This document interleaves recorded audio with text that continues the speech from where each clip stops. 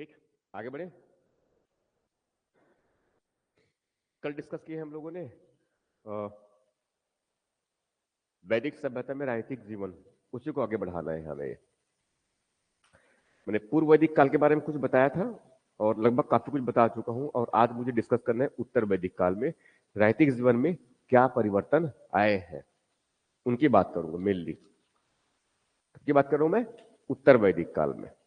अब उत्तर वैदिक काल में राजनीतिक जीवन में परिवर्तन आए, तो कल मैंने उसमें उसके जो जो कंटेंट हमें जो डिस्कस करना है उस पर बात किया था मैंने। ठीक है, तो जब भी हम राजनीतिक स्ट्रक्चर की जब बात करेंगे तब उसमें क्या बात करेंगे, एक राज्य का स्वरूप कैसा है, दूसरा उसमें राज्य में राजा की क्या स्थिति है। ठीक है, तीसरा मैंने क्या बताया था, कर प्रणाली, उनकी राजस्व व्यवस्था किस प्रकार की है, उसमें अधिकारी और कर्मचारी और सेनाओं की स्थिति किस प्रकार की है, और उसमें कोई संस्था है क्या।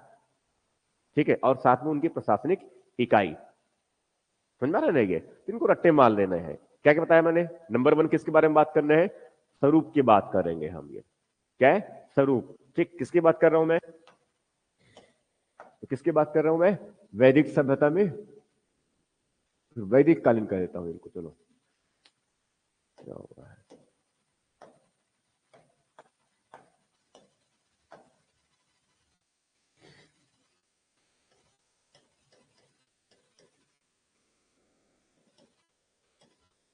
वैदिक कालीन राजनीतिक जीवन। ठीक है, इसके दो कालखंड है, और दो कालखंड में तो कौन सा हो गया, एक पूर्व वैदिक,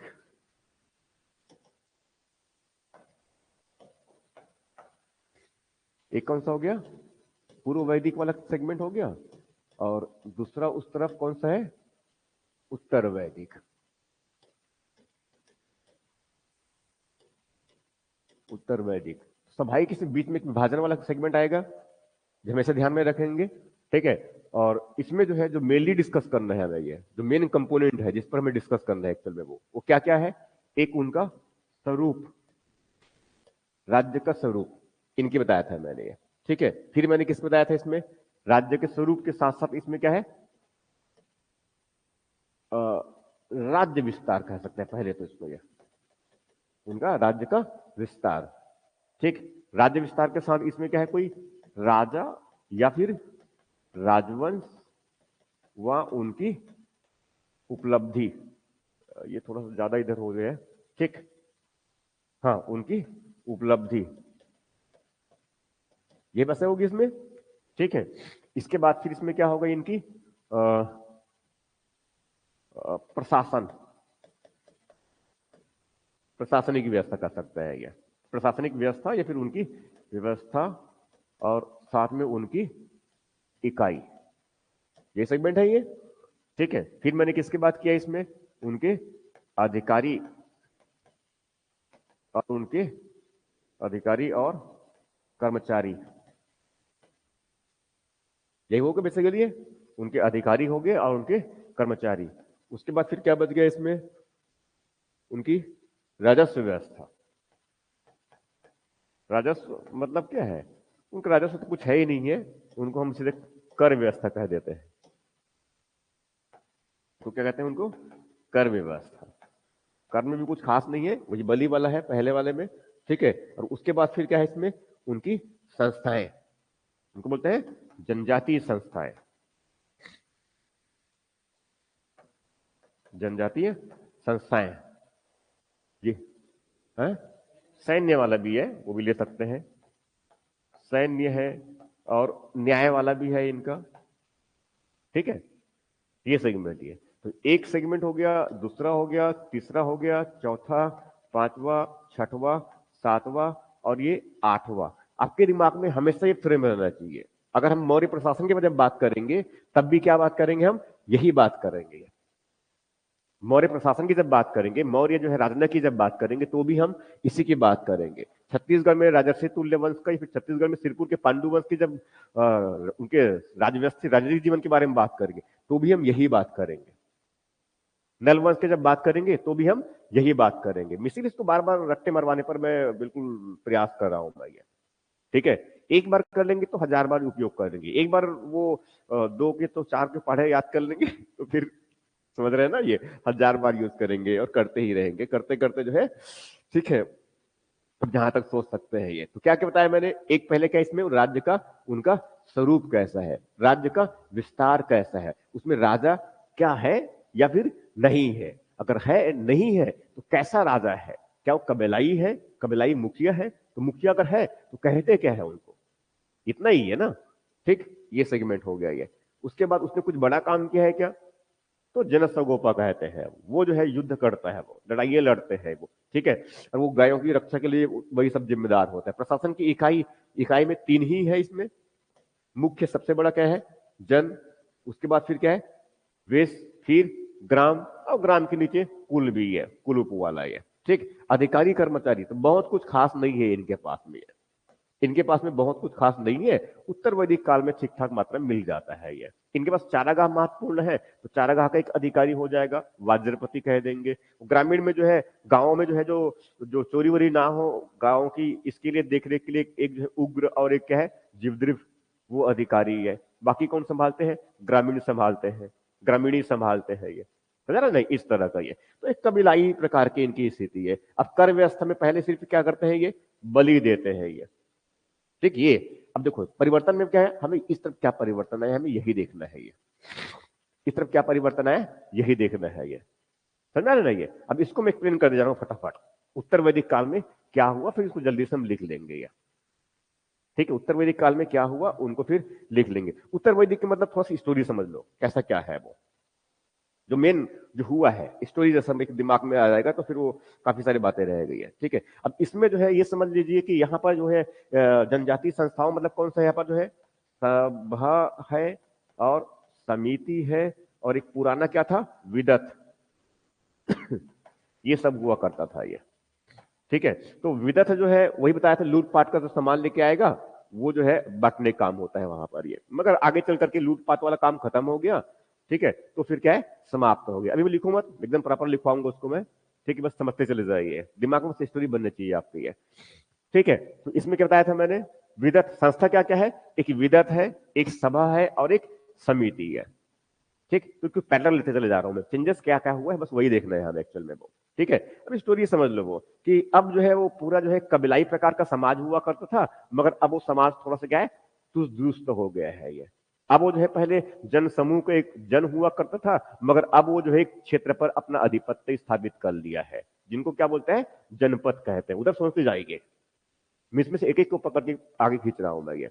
पहले इनका स्वरूप कैसा था, वो कबीलाई समाज है ये क्या है, कबीलाई समाज है, मगर अब वो कबीलाई समाज नहीं है, वो एक संगठित समाज है ये कैसा है, एक संगठित समाज है ये, संगठित समाज है ये, ठीक है। इसको लिखने का आवश्यकता नहीं, इसको सेम पैटर्न में लिखवाऊंगा अभी मैं ये, ठीक है।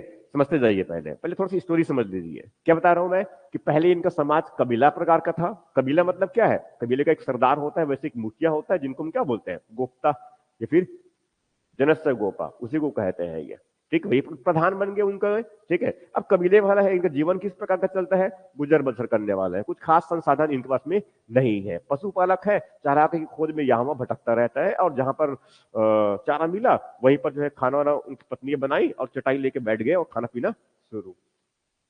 अस्थायी प्रकार का इनका जीवन है, अस्थायी प्रकार का जीवन है। डर किस बात का है, उनको पशुओं को चुरा ना ले जाए। उनके चारागाह जहां पर खोज की है, दूसरा कोई और कबीलाई वाले आकर के अपना पशुओं को चराना शुरू ना कर दे, इस प्रकार की व्यवस्था है ये।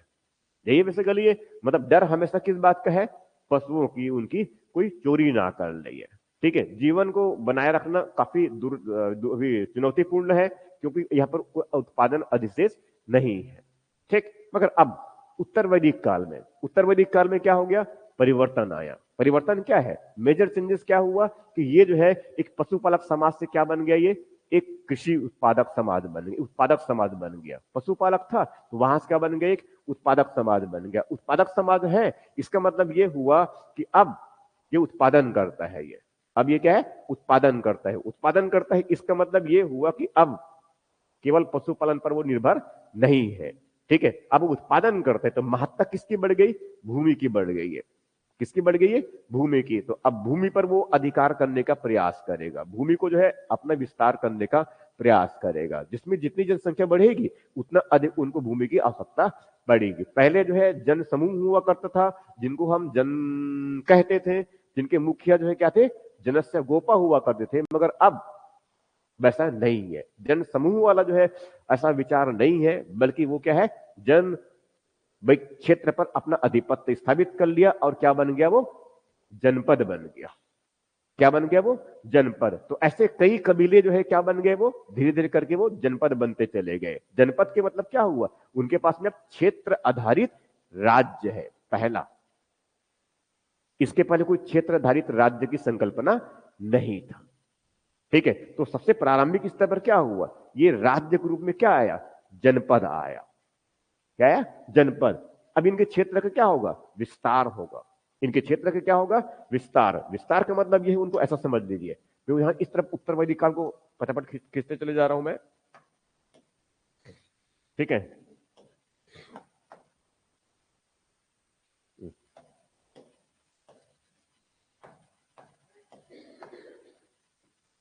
हाँ, तो अब इधर से हम उधर खींच रहे हैं। ठीक है, 1000 साल का फर्क है इधर, 500 साल का फर्क है, और 500 साल बाद इधर परिवर्तन क्या आ गया है, एग्रीकल्चर सब में गए। तो अब यहाँ पर उनका क्या होगा, विस्तार हो गए। तो ये क्षेत्र इनका हुआ करता था, यहाँ पर पहले थे, अब यहाँ से ये इस तरह मूव कर रहे हैं। तो क्या है, फर्टाइल लैंड है पूरे।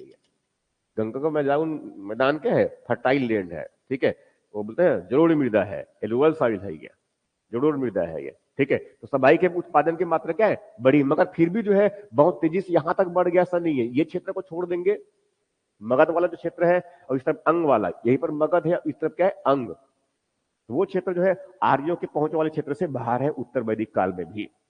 वहां पर जो है दूसरी और जो है संस्कृति के द्वारा विकसित जो है, वहां पर एक राज्य स्थापित हो चुका है। कौन सा, कौन सा वाला क्षेत्र, मगध वाले क्षेत्र में ये, समझा रहे नहीं, ये तो वो अपना अलग अलग क्षेत्र है उनका। ये आर्यीकरण मूल्य कहां पर, ये जो मगध के थोड़ा पहले वाला मध्य गंगा के मैदान में। तो पूर्व वैदिक काल में जो है पश्चिमी मध्य गंगा का मैदान, और उत्तर वैदिक काल में मध्य गंगा का मैदान में है। ठीक है, तो अब यहाँ पर क्या हो गया, तो पुराने जो है इनके पास जो संस्था थे, विशेष जन, जन के है, अब वो जन के जो मुखिया है, जन तो समाप्त हो गए, तो जन के मुखिया भी समाप्त हो गए।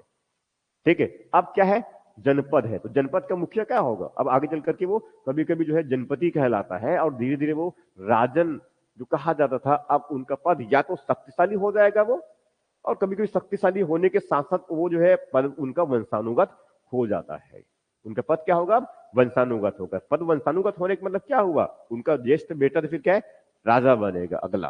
तो इस प्रकार से जो है, इस प्रकार से जो है कबीलाई जो शासन की व्यवस्था, कबीलाई जो शासन का जो स्वरूप हुआ करता था, कबीलाई जो राजव्यवस्था हुआ करता था, वहां से कैसा वो एक राज्य क्षेत्र आधारित जो है व्यवस्था, जिसमें जो है मुखिया का पद क्या हो गया है, वंशानुगत हो गया है।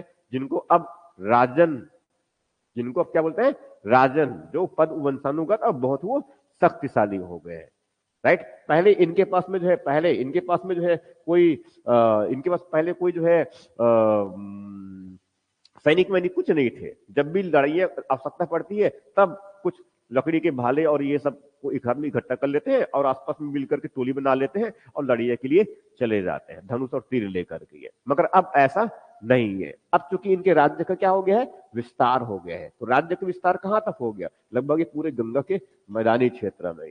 अब राज्य के मैदान विस्तार की, तो विस्तार किसने किया, जिसने जिस जिस जन समूह ने अपने राज्य क्षेत्र को स्थापित किया, आधिपत्य स्थापित किया, और उन्होंने जिन्होंने विस्तार किया वो बचे रह गए। बाकी सब के सब क्या है, वो समाप्त हो गए, या तो किसी मिल गए, या तो उनको समाप्त कर दिया गया।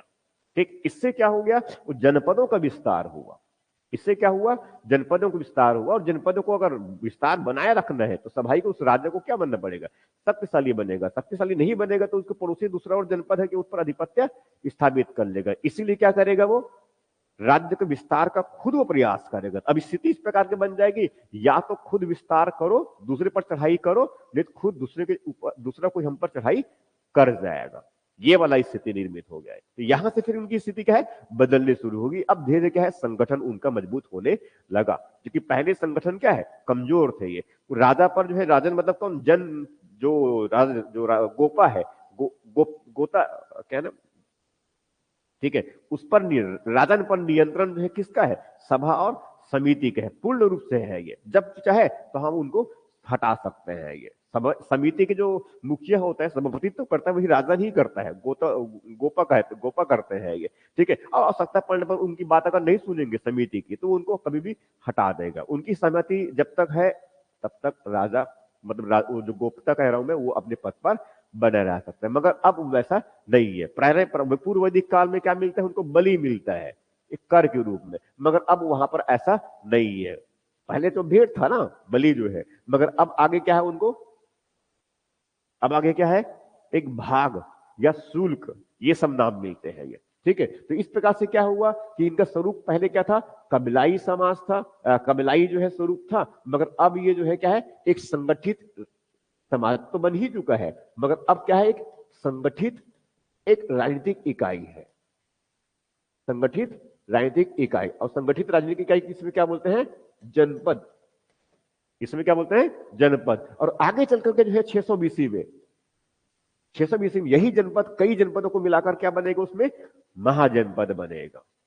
तो कब आएगा? 600 बीसी में आएगा। तो डेवलपमेंट समझ में आ रहा है हमें? यहां कबीलाई हुआ करता था, ये थोड़ा सा संगठन मजबूत हो गया और एक इकाई बनाकर उन्हें क्या बना दिया? जनपद। तो कई जनपद हो गए, कई जनपद हो गए, ठीक है। अब जनपद का मुखिया है, शक्तिशाली हो गया है, राजा का पद क्या हो गया? अब उसमें वो क्या है? ये राज्य विस्तार किया। समझ में आ रहा है? राज्य विस्तार करेंगे तो क्या है? राज्य विस्तार के लिए क्या करना पड़ेगा? उनको लड़ाइयां लड़ने पड़ेंगे। तो उसमें युद्ध और हथियार सबसे तैयार करना पड़ेगा, रथ को सजाना पड़ेगा, भाले को तेज करने पड़ेंगे, धनुष और तीर को भी जो है तीक्ष्ण बनाना पड़ेगा। यही स्थिति है ये, ठीक है। और उत्पादन की मात्रा क्या है? बढ़ गया है। तो उत्पादन पर अधिकार करने का भी अब प्रक्रिया शुरुआत हो जाएगी। ये उस पर कौन अधिकार करेगा? उस पर क्या ब्राह्मण करेगा? उस पर क्षत्रिय करेगा? और वैसे तो उत्पादक ही है, बाकी तो जो है सेवा बजाने वाले, उनकी कोई आर्थिक स्थिति खराब हो गया है, स्वयं से उन्होंने क्या किया? मैं सेवा करूंगा।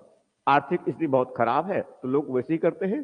जब आर्थिक स्थिति बहुत खराब हो जाता है तब क्या करते हैं? ठीक है, मैं कुछ नहीं तो फिर जब नाश्ता करेंगे तो लास्ट में प्लेट में हटा दूंगा, अब मुझे बस समोसा मिल जाना चाहिए।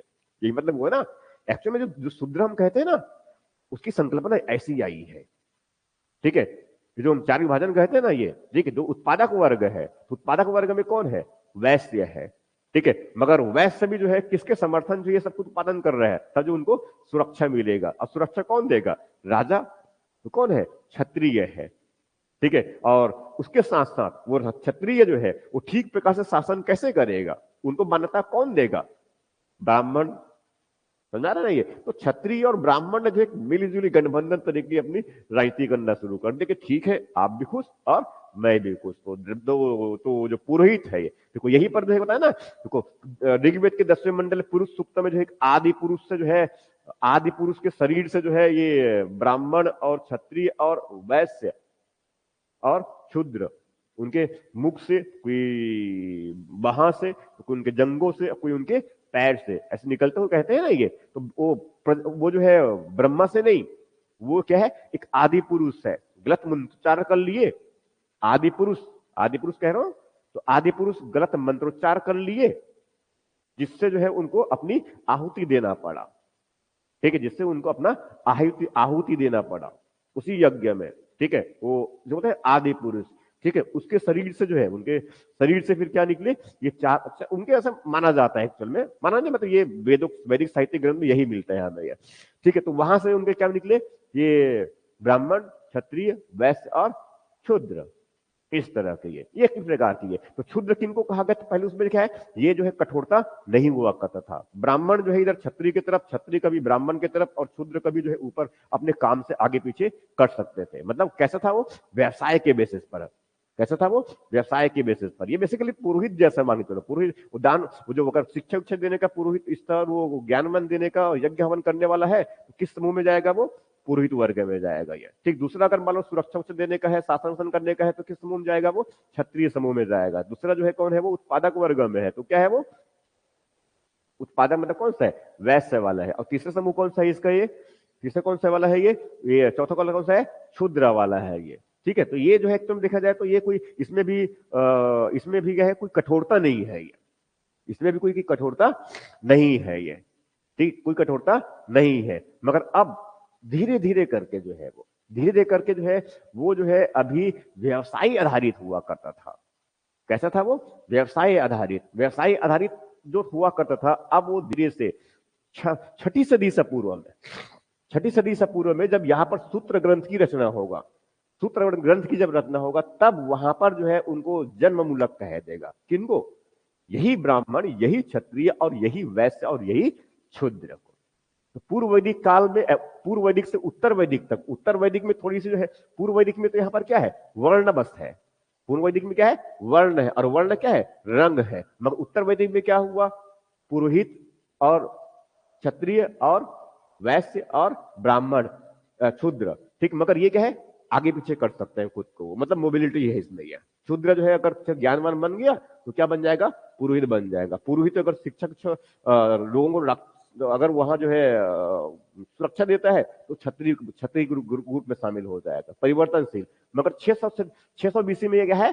सब जन्ममूलक हो जाएगा। उसके लिए अलग अलग ग्रंथ रचे जाएंगे, ठीक है। और वहां से फिर क्या है? कट्टरता। कोई जो है ब्राह्मण है तो ब्राह्मण पढ़ाने आए या मत आए, उनका बेटा जो है ज्ञान देने का ही काम करेगा। क्षत्रिय राजा का बेटा क्या है?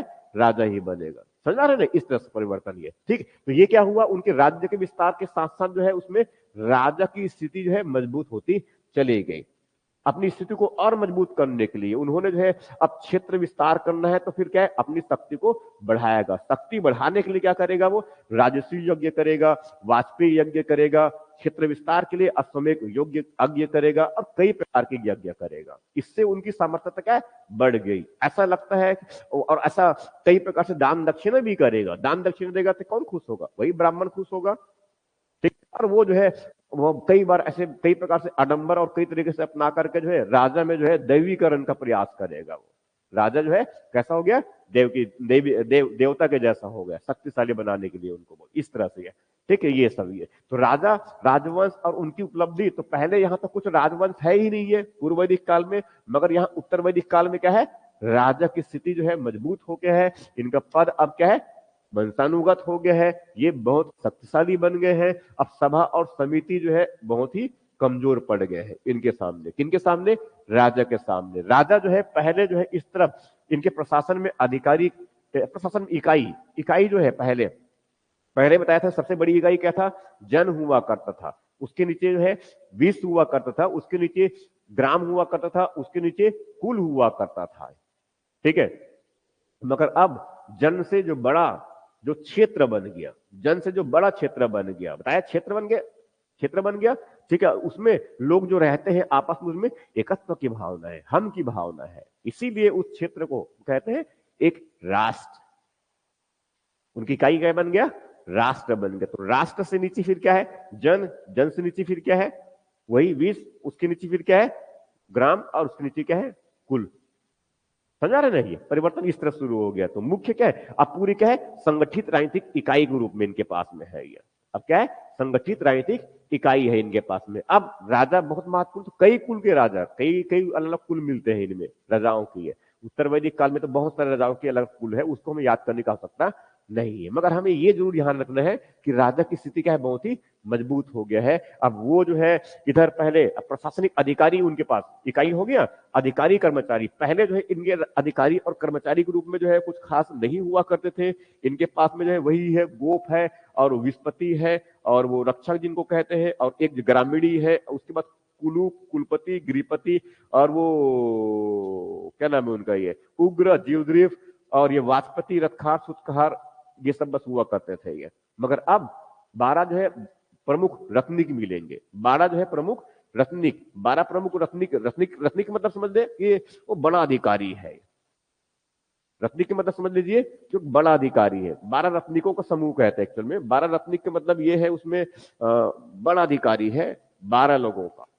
12 लोगों का बड़ा अधिकारी है। बड़ा अधिकारी मतलब उसमें कौन? जैसे कि पुरोहित, ठीक है। पुरोहित बहुत महत्वपूर्ण हो गया है ये। पुरोहित का मतलब ये है कि जिसे कहते हैं ना विश्वामित्र वगैरह जो है और वशिष्ठ वगैरह जो है, ये तो विश्वामित्र और वशिष्ठ जो है पता चलता है वो समझ में नहीं आता कितने लंबे समय तक कैसे काल से दूसरे कालखंड तक जीवित रहे हैं, ठीक है। क्योंकि रामायण काल में भी हम जानते हैं विश्वामित्र है, वशिष्ठ भी है, जानते हैं ना। राजा दशरथ के जो है उनके पुरोहित कौन थे?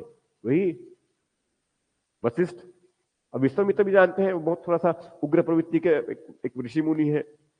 ठीक है, एक और जो है अगस्त्य ऋषि, अगस्त्य ऋषि जो है वो भी बहुत उग्र प्रवृत्ति के हैं। उग्र प्रवृत्ति के जो है अगस्त्य ऋषि जो है वो दक्षिण से उत्तर गए थे, नहीं उत्तर से कहां गए थे, दक्षिण गए थे, और दक्षिण में जो अनार्य लोग रहते हैं उनका भरण पोषण करते हैं। कौन?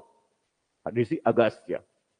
कौन जो है? ऋषि अगस्त्य। अब भरण पोषण करने का मतलब क्या है, वहां गया तो उनको दान दक्षिणा में जमीन मिल गया, उसी जमीन को उसने अनार्यों से सफाई करवाया और खेती बाड़ी करवाना शुरू कर दिया, क्योंकि खेती बाड़ी तो करना जानते हैं, खुद करते नहीं है मगर जानते तो हैं, देखे तो हैं।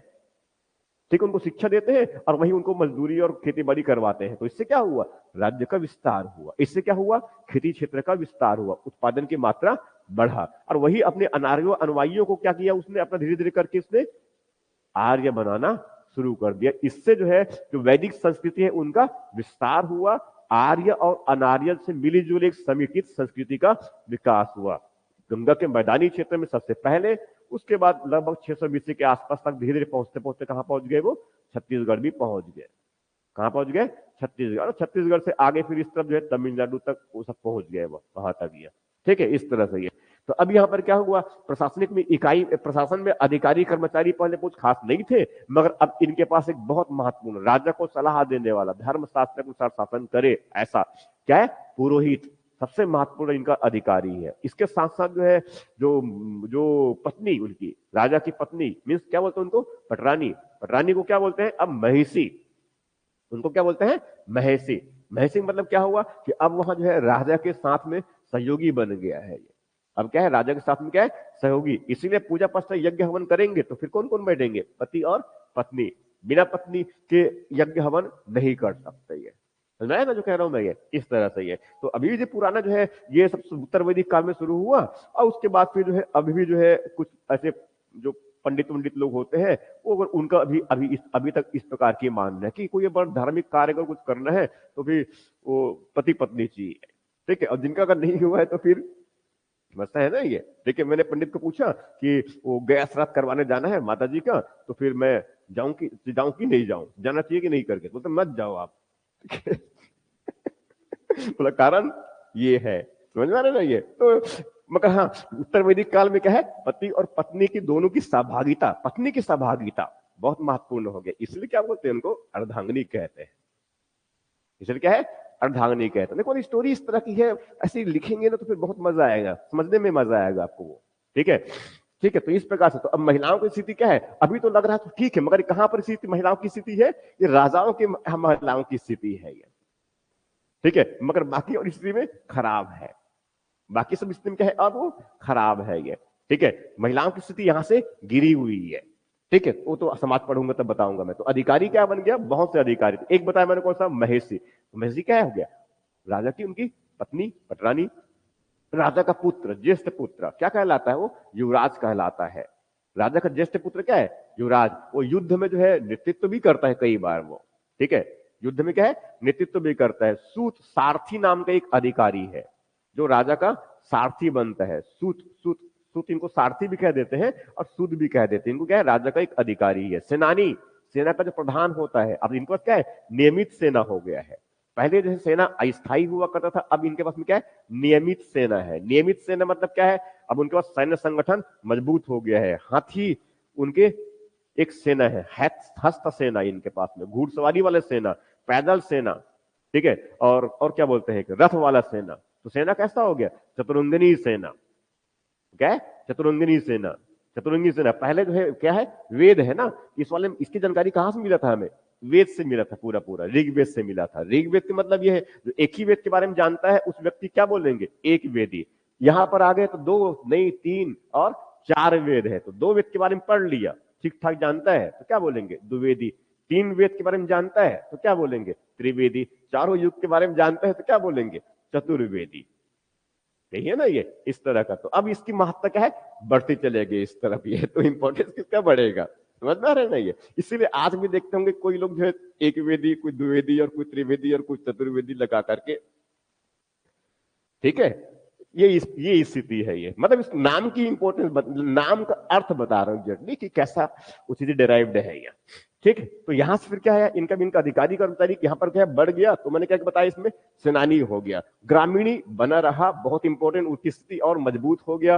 वो जीवद्रिफ और जो क्या नाम उग्र, जो क्या है बताया मैंने, वो रात के पहरेदार है। वो जब रात में चलते हैं आग और मसाल लेकर के, तब जो है कुत्ते और जो है इंसान जो है वहां पर चैन की नींद सोते हैं। और एक जो है दूत, दूत पहले कौन हुआ करता था, बहुत महत्वपूर्ण, राजा का जो व्यक्तिगत दूत, एक तो स्पष्ट भी हुआ करता था गुप्तचर के जैसा, दूसरा महत्वपूर्ण कौन था, अग्नि। दूसरा महत्वपूर्ण क्या था, अग्नि। अग्नि बेसिकली एक दूत के जैसा था। ये अग्नि की इसलिए कई नाम मिलते हैं, अग्नि को एक अग्नि कह देते हैं, कभी उनको दूत कह देते हैं। एक बड़ा महत्वपूर्ण, एक अच्छा इंपॉर्टेंट व्यक्तित्व, पर्सनालिटी रहा है ये, किसमें, पूर्व वैदिक काल में। मगर उत्तर वैदिक काल में धीरे धीरे उनकी स्थिति जो थोड़ी सी अब कमजोर होना शुरू हो गया, अब अग्नि फग्नि की आवश्यकता नहीं पड़ गई। अब क्या है, बड़े बड़े सैन्य संगठन बन रहे हैं, जनपद के अपने क्या है निश्चित, अब उनकी क्या है पूरी कार्य व्यवस्था है। ठीक है, एक दो और इसमें है, ग्रामीणी बताया मैंने, ग्रामीणी के साथ साथ एक और है इसमें, संग्रहित्र। संग्रहित्र, संग्रहित्र, ये जो टर्म्स ये शुरुआत हो रहा है। संग्रहित्र जो है आगे चल करके जो है बनता है समाहर्ता, आगे चल करके बनता है इनको समाहर्ता। समाहर्ता का मतलब क्या है, ये संग्रहण करता है। ये क्या है, संग्रहण करता है। पूर्व वैदिक काल में शब्द का प्रयोग किया गया संग्रहित्र, वहीं से आगे डेवलप हुआ समाहर्ता, और अभी भी वही क्या है बना है। ये जो कलेक्टर है ना, कलेक्टर को हिंदी में क्या बोलते हैं, समाहर्ता। क्या बोलते हैं, समाहर्ता। कलेक्टर, कलेक्टर मतलब क्या है, इकट्ठा करने वाला। ये हिंदी में जब उसको कहेंगे, जब तो इंग्लिश, अब लोग हिंदी जानते भी नहीं है आप लोग, ये इतने जो है विद्वान है अंग्रेजी के। ठीक है तो ठीक है, तो संग्रहित्र बोलते हैं एक्चुअली उनको, बोलते हैं। तो संग्रहित्र जो है उस समय कोषाध्यक्ष हुआ करता था। पहले तो जो है यहाँ पर उनको कर के रूप में सिर्फ एक बलि मिलता था। ये पहले क्या है, बलि, वो भी कैसे, भेंट और उपकार के रूप में। राजा देखता रहता था कब उनको बलि मिल जाए और उनकी इनके जो है आवश्यकताएं थोड़ी बहुत पूरा हो, खाने गुजारने के लिए। ठीक है, तो बलि जो है, मगर अब यहां पर क्या है, स्थिति क्या है, बदल गई है। अब यहां पर क्या है, स्थिति बदल गई है। उनके स्थान पर अब बलि जो है, पहले वसूल करने के लिए कोई व्यक्ति की आवश्यकता नहीं हुआ करता था, मगर यहां पर अब एक व्यक्ति है जिनको कहते हैं भागदूत। उनको क्या बोलते हैं, भागदूत। ये भागदूत जो है, जब तक भागदूत जो है, जब तक जो है राज्य, जो राजा के जो भाग है उनको अपना वसूल ना कर ले, तब तक जो है कोई कोठार से, धान्यागार से जो है कोई अनाज को घर लेकर के अपने घर नहीं लेके जाएगा। ये समझ में आ रहा है ना ये। ठीक है, इनके साथ साथ संकट की घड़ी में जो है ये एक्स्ट्रा युद्ध, एक्स्ट्रा जो है वो कर लेते हैं। ये संकट की घड़ी मतलब क्या, उनको अपना राज्य का विस्तार करने, तो क्या है, उनको सेना तैयार करना पड़ेगा। उनको क्या है, सेना तैयार करना पड़ेगा। इसीलिए जो है अब उत्तर वैदिक काल में यहाँ पर राजा भी जो है प्रयास करता है, अपने जो है जो लोग, जो उनकी जो प्रजा है उनको मोटिवेट करते हैं कि अब और ज्यादा धन उपजाओ, और अधिक जो है प्रयास करो, और अधिक मेहनत करो। समझ में आ रहा है नहीं, तो वो भूमि का विस्तार करते हैं, वो सिंचाई की व्यवस्था करवाता है, ये पशुओं को और मजबूत बनाता है। ये समझ आ रहा है नहीं, इस तरह से ये। ठीक है, तो अब उनकी स्थिति क्या हो रही है, मजबूत बन रही है। तो भागदूत क्या है, वे कर लेने वाला एक अधिकारी है, कर वसूल करने वाला एक अधिकारी है जो शुल्क वसूल करता है। वो बलि पहले जो है अस्थाई हुआ करता था, मगर अब क्या है, वो स्थायी बन गया है। वो बलि, बलि मतलब कर है बेसिकली। ठीक है, सूल हो गया और ये बलि, अब ये स्थायी हो गया ये। ठीक है, अब इसके बाद फिर ये, ठीक है, इनके साथ, ठीक, इस तरफ पहले इनके पास में क्या है, वो इनके पास कोई वस्तु विनिमय व्यवस्था हुआ करता था, अर्थव्यवस्था कुछ खास है ही नहीं इनके पास में। तो यहां पर क्या है, अब तो अर्थव्यवस्था क्या है, मजबूत हो गया। अब तो क्या है, खेती बाड़ी ठीक ठाक मात्रा में है, उन्नत तरह से खेती, अब खेती की क्या है, विस्तार होना शुरू हो गया है। लोहे का प्रयोग करना शुरू कर दिया, लांगल बन रहे हैं। और एक एक एक दो बैल से नहीं, कहीं पर 4 बैल, कहीं पर 8 बैल, और कहीं पर 16, और कहीं पर 24 बैलों से जो है जुताई करते हैं। ये विदेही राज्य में 24 बैलों से जुताई, और उसमें अगर भी काम नहीं चला गया, मतलब कि उसमें अगर 22 ठीक ठाक नहीं हुआ, तो स्वयं राजा और रानी जो है क्या करेंगे, हल चलाएंगे। क्या है, हल चलाएंगे। इसीलिए तो बोलते हैं ना, वो क्या बोलते हैं, वो क्या बोलते हैं उनको, वो नांगर वो चलात चलात क्या मिल गए, लइका मिले। मतलब कौन? सीता मैया, राजा कौन है? जनक। ये तो पता होगा ना ये, ठीक है। तो मुझे मालूम है, जब मैं याद दिलाता हूं तब उसको ऐसा सोचना चाहिए हमें, ठीक है। ये स्टोरी है ये, ठीक है। बताना कि ये सब बहुत इतिहास बहुत इंटरेस्टिंग है, और इसके साथ इतिहास के साथ इसी में क्या है? समाज शास्त्र आपका, और इसी में क्या है? दर्शन। इसी से डेवलप होगा एक साथ, ऐसे सब तो फिर चीजों को उसमें वहां से बहुत आसान है चीजें से, ये ठीक है। तो यहां से क्या हो गया? भागदूत हो गया, शुल्क उनको वसूल करना शुरू कर दिया। अब क्या है? अनाज का उत्पादन ठीक ठाक मात्रा में हो रहा है। पहले तो गेहूं और जौ महत्वपूर्ण हुआ करता था, मगर अब यहां पर क्या है? धान, व्रीहि एक शब्द मिलता है, ठीक है। और ठीक ठाक मात्रा में उत्पादन हो रहा है अब ये। अब उत्पादन तो क्या है? अब धान का उत्पादन, अनाज का उत्पादन ठीक ठाक मात्रा में है। पशुपालक तो बहुत महत्वपूर्ण है, ठीक है। पशुपालक क्या है? बहुत महत्वपूर्ण है। तो स्वाभाविक है धीरे धीरे जो है अब वो दान दक्षिणा वाला प्रक्रिया भी क्या है? आगे बढ़ेगा। राजा अपनी स्थिति को मजबूत करने के लिए तरह तरह के यज्ञ करवाएंगे, तरह तरह के यज्ञ करवाएंगे। कई यज्ञ वाजपेयी यज्ञ है, वाजसनेय यज्ञ है, और वो राजस्व यज्ञ है, और अश्वमेध यज्ञ, ठीक है। तो अश्वमेध यज्ञ करे, अश्वमेध जब यज्ञ करेगा तो क्या है? अश्वमेध का घोड़ा छोड़ेगा, घोड़ा जो है जहां जहां तक जाएगा वो क्षेत्र उनका। अब किसी ने पकड़ लिया तो युद्ध करने पड़ेंगे, यही है ना ये, ठीक है। और उस पर लिखा होता है ना, उसके मस्तक पर बांध, घोड़े के मस्तक पर बांध, जो घोड़ा छोड़ेगा ना उसके मस्तक पर बांध लिया होता है ये, कि ये क्षेत्र जो है राजा राम का है। कोई अगर इसका विरोध करता है, घोड़े को पकड़ने का प्रयास करता है, तो उनको राजा राम से, अयोध्या के राजा राम से युद्ध करना पड़ेगा, राइट। ऐसा दर्शाता है कि लगता है कि बड़ा अपना थोड़ा सा महत्वपूर्ण व्यक्ति बताने के लिए अपना राजा राम का है, और जो उनको घोड़े को पकड़ेगा युद्ध करेगा। कैसे जो है किसी आसानी से उनके दूसरे क्षेत्र में वहां उनको दूसरा अगर कुछ देख लिए तो जाने देगा? पकड़ेगा पड़ेगा, नहीं तो बाकी लोग क्या है? डर करके रुक जाएंगे। तो उनकी अधीनता में आ गया वो, ठीक है। और जो थोड़ा सा लगता है कि हाँ हम कुछ प्रयास कर सकते हैं अपने राज्य को बचाने के लिए, अपने राज्य को बचाने के लिए वो प्रयास कर सकते हैं, तो प्रयास जरूर करेंगे। तो प्रयास कौन किया? छोटा सा बच्चा, दो जने, एक लव, दूसरा कुश। समझ में आ रहा है ये? इस तरह से ये, तो फिर युद्ध भी हुआ जानते हैं, ठीक है। पहले जो है कौन गया? वो शत्रुघ्न, और वो क्या नाम है उनका? शत्रुघ्न गया था, और कौन गया था ये? अरे वो राम लक्ष्मण भरत शत्रुघ्न चार भाई है ना ये, ठीक है। तो पहले जो सबसे छोटे वाला गया, और उसके साथ में तो गया कौन? ये उनके साथ में जो सबसे इंपॉर्टेंट व्यक्ति जो हुआ करता था, अरे वो क्या बोलते हैं उनको? वो हनुमान भगवान, ठीक है। तो उनको दोनों को पकड़ करके, दोनों को, एक तो शत्रुघ्न को तो मूर्छित कर दिया, और हनुमान जी को जो है ऐसे वो रस्सी वाले वैसे थे, उसमें बांध के उनको बिठा दे कि चुपचाप यहीं पर बैठे रहो, ठीक है। ये सब स्थिति है ये। उसके बाद फिर भरत भी चला गया, वो भी, उनको भी लुढ़का दिया गया। उसके बाद फिर कौन गया? स्वयं राजा राम चला गया, ठीक है। तो राजा राम भी जो है अपना फिर बाण वान लेके फिर खड़ा हो गया, तब जाके उधर फिर वही जो है ऋषि मुनि आ गए संयोग से। कौन कौन आ गए? वाल्मीकि ऋषि। और कहां पर? ये तुरतुरिया में, मतलब अयोध्या से लड़ने के लिए यहां पर आए थे, ठीक है। इस तरह के ही है। तो ये सब क्या है? इसी लगभग यही तो कालखंड है चल रहा है ये। लगभग रामायण काल जो कहते हैं ना, मानते हैं, उसके बारे में जानकारी मिलती है कि लगभग 950 के आसपास से लेकर के जो है वो 700 आसपास के घटनाक्रम है, वो कुछ ऐसा मानते हैं इनमें से ये, ठीक है। इसी समय इसके बाद फिर महाभारत वाला एक्टिविटीज होगा वो, समझ रहे ना। तो इसके पास उस समय तो राजा, इस तरफ राज्य क्या क्या बन चुका है। अब देख लीजिए, इस तरफ एक अयोध्या राज्य है, उधर पंचाल है, उधर कुरुक्षेत्र भी पुराना, तो पुराना तो कुरु तो है ही ना ऑलरेडी ये, ठीक है। इस तरफ जो है वो जो बाली सुग्रीव वाला एक राज्य बन गया है, उनका क्या है?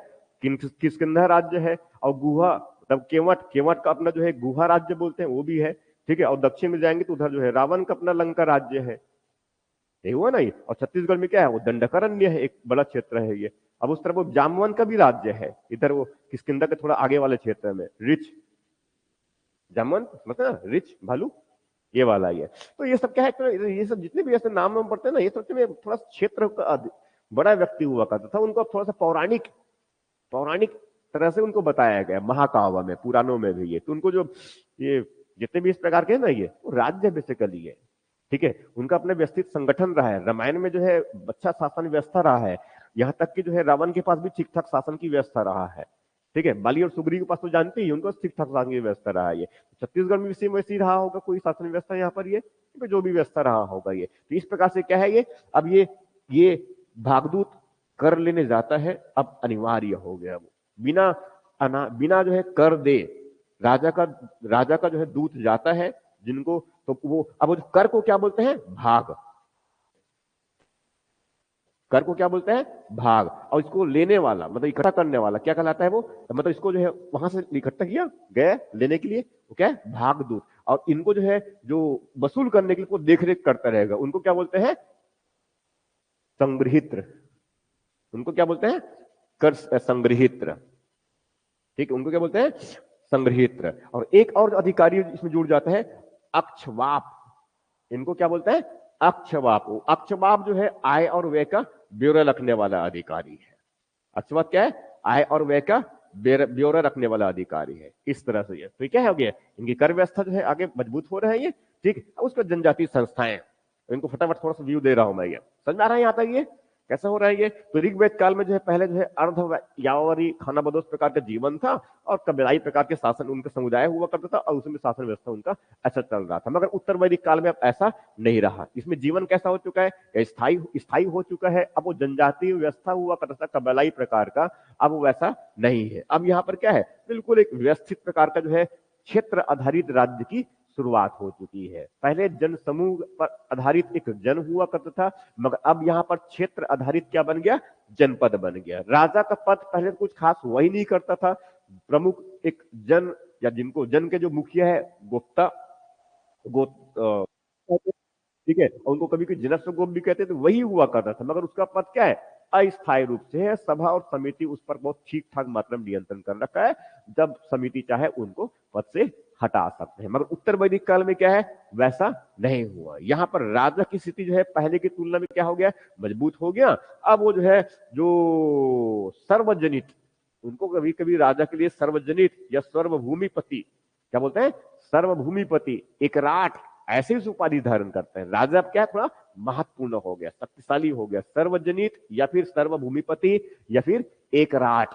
एकराट जानते हैं, एकराट की उपाधि जो है और कौन धारण किया था, इस तरफ आगे चल करके जो है, आगे चल करके जो है एक व्यक्ति ने से समुद्रगुप्ता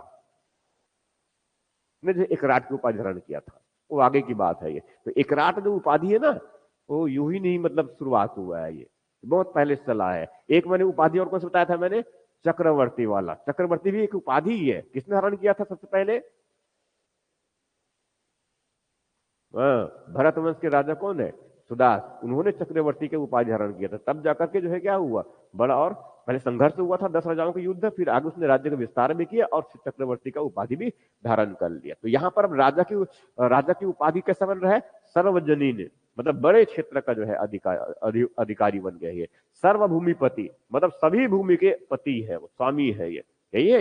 एक राट, एक राट का मतलब क्या है, चारों क्षेत्र उनका एक अधिपत्य है, अधिपत्य उनका जो है अधिकार है।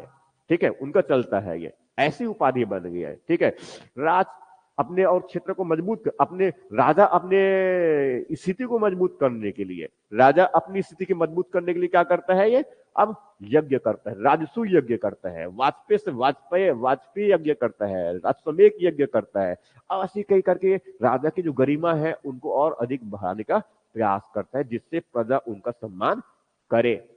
बलि पहले जो है एक सामान्य छोटा सा एक भेंट के स्वरूप, उपहार के स्वरूप हुआ करता था, मगर अब बलि यहाँ पर क्या है, एक अनिवार्य कर बन गया, क्योंकि खेती बाड़ी ठीक ठाक मात्रा में हो रहा है। और ये हुआ करता था कि उसका जो है टोटल जो उत्पादन होता है, टोटल जो उत्पादन होता है उसका 1/16 जो है 16वां भाग, 1/16 जो है 16वां भाग उनको उस भाग के रूप में, भाग मतलब वही बलि, जो पहले बलि था अब क्या बन गया भाग, उनको देना पड़ेगा। और उसके वसूल करने के लिए कौन काम करेगा, भाग दूत करेगा। इसके अलावा जो है शुल्क नाम का एक चुंगी है, चुंगी भी लगाता है, चुंगी समझते हैं ना, ये चुंगी समझते हैं, चुंगी चुंगी टोल टैक्स मान लो, तो उसमें बोलते हैं शुल्क। अभी भी शुल्क लगाते हैं ना, कस्टम और एक्साइज क्या है, ड्यूटी, वो भी क्या है, शुल्क है। आयात शुल्क, निर्यात शुल्क, यही है, इस तरह से ये। ठीक है, तो ये सब जो है ये यहाँ तक समझ में आ रहा है। ये पूर्व वैदिक काल में जो है युवराज और कुछ कुछ ऐसे कुछ कुछ वाद्यप्रति जैसे कुछ हुआ करते थे अधिकारी पूर्व वैदिक काल में, ग्रामीण और विष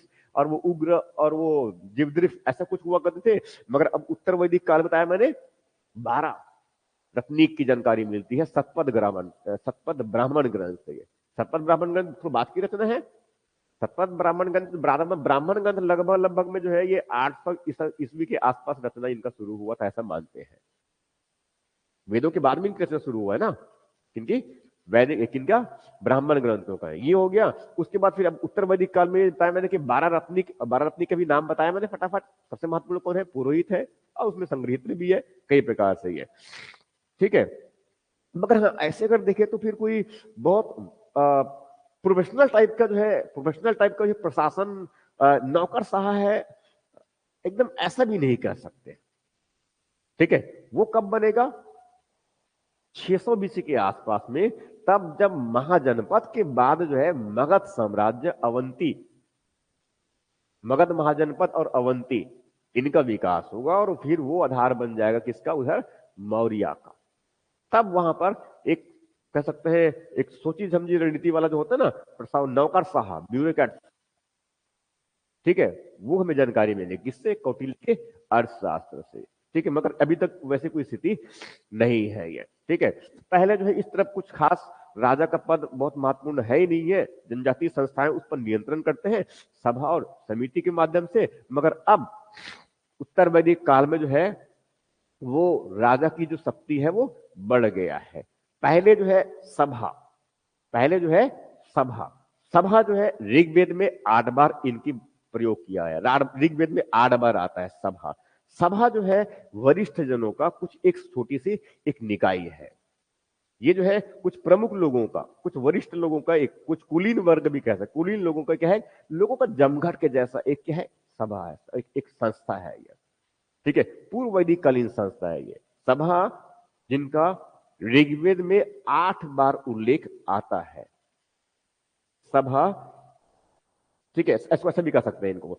सभा एक जनजातीय संस्था है पूर्व वैदिक काल का, जिनका उल्लेख ऋग्वेद में 8 बार आता है, जिनका उल्लेख ऋग्वेद में 8 बार आता है, जो कुछ कुलीन लोगों का एक समूह है, कुछ कुलीन लोगों का एक समूह है ये, जो कुछ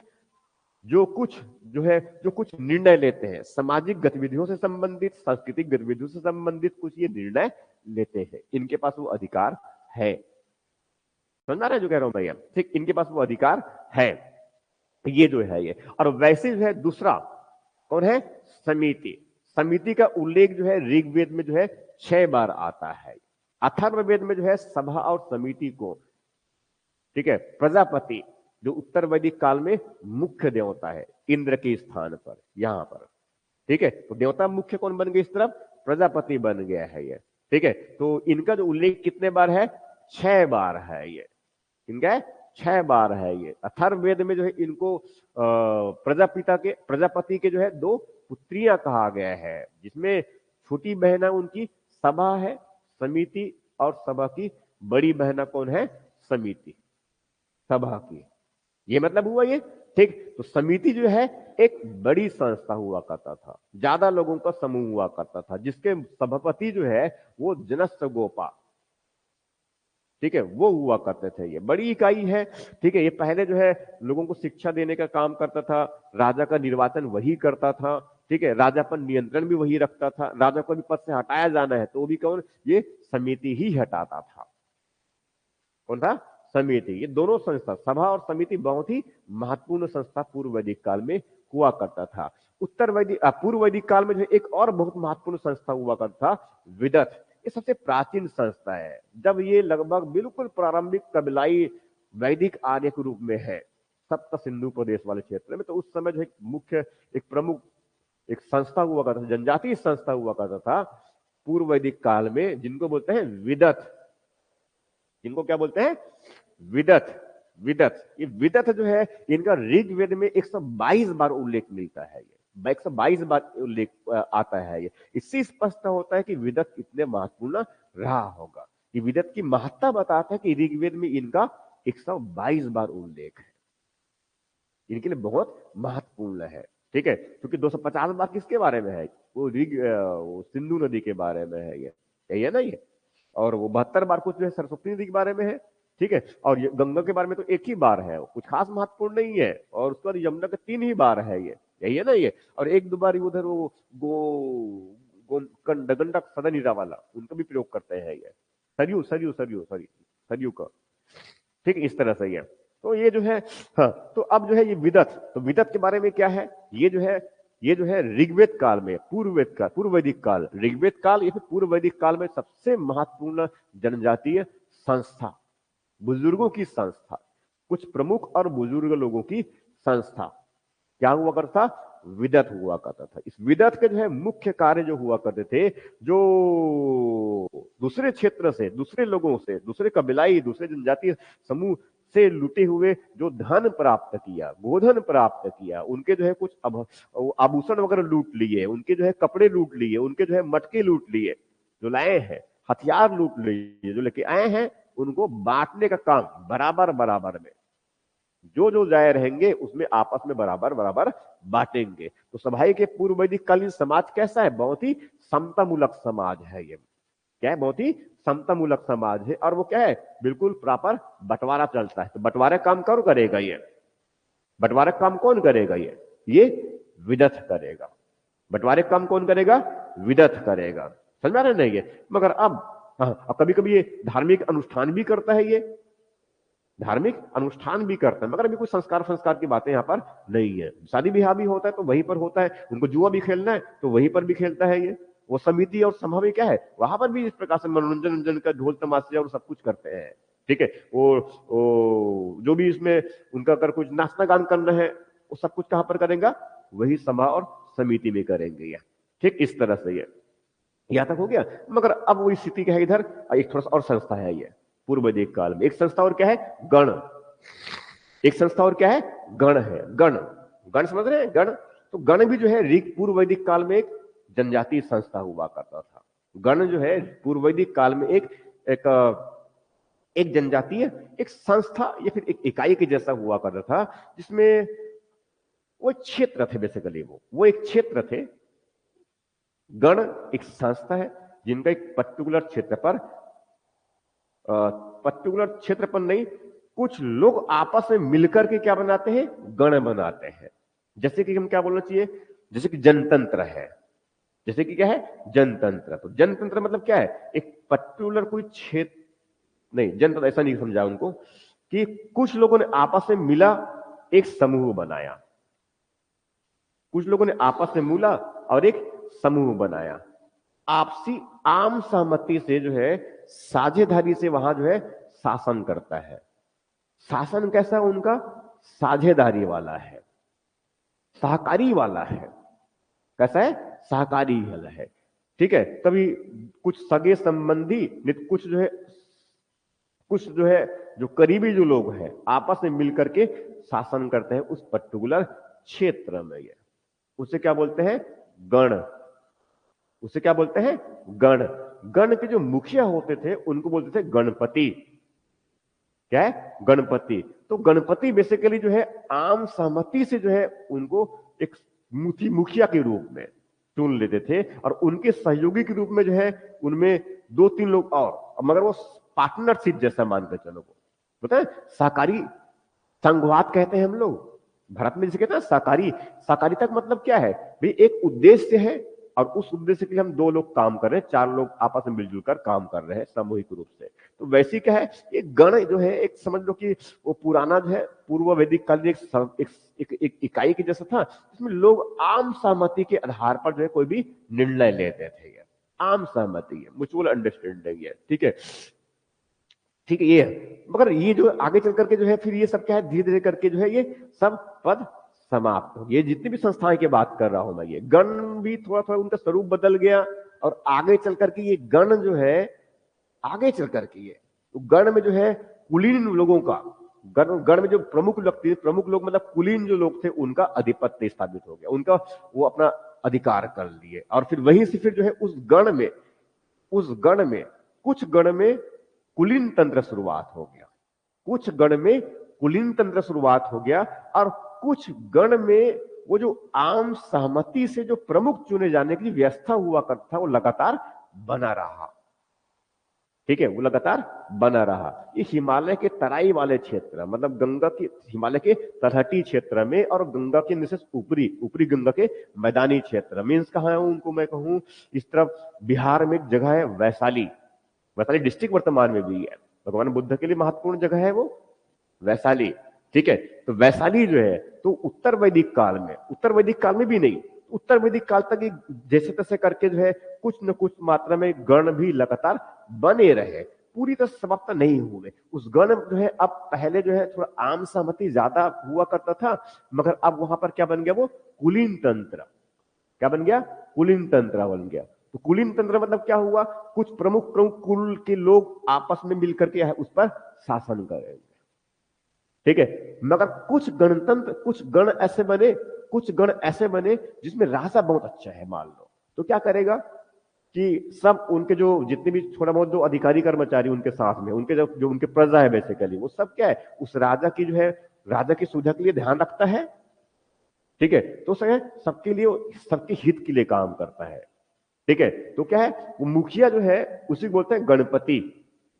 आगे उत्तर वैदिक काल में क्या है, गणपति। तो गणपति जो है वो एक तरह से आम सहमति से जो है चुना हुआ उनका एक मुखिया है, निर्वाचित जैसा कह सकते हैं। मगर उनका हम इस तरह ये तुलना करना कि वहां जनप्रतिनिधित्व है लोकतांत्रिक वाला, ऐसा बिल्कुल भी नहीं है।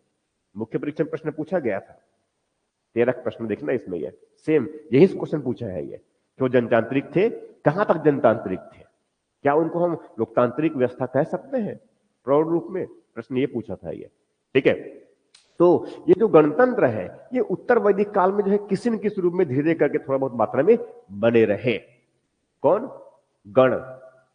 ठीक है, आगे चलकर बताया मैंने क्या हो गया, गण में कुलीन तंत्र स्थापित हो गया एक, और दूसरा क्या बना, उसमें एक आम सहमति से निर्णय लेने वाला गणतंत्र बना।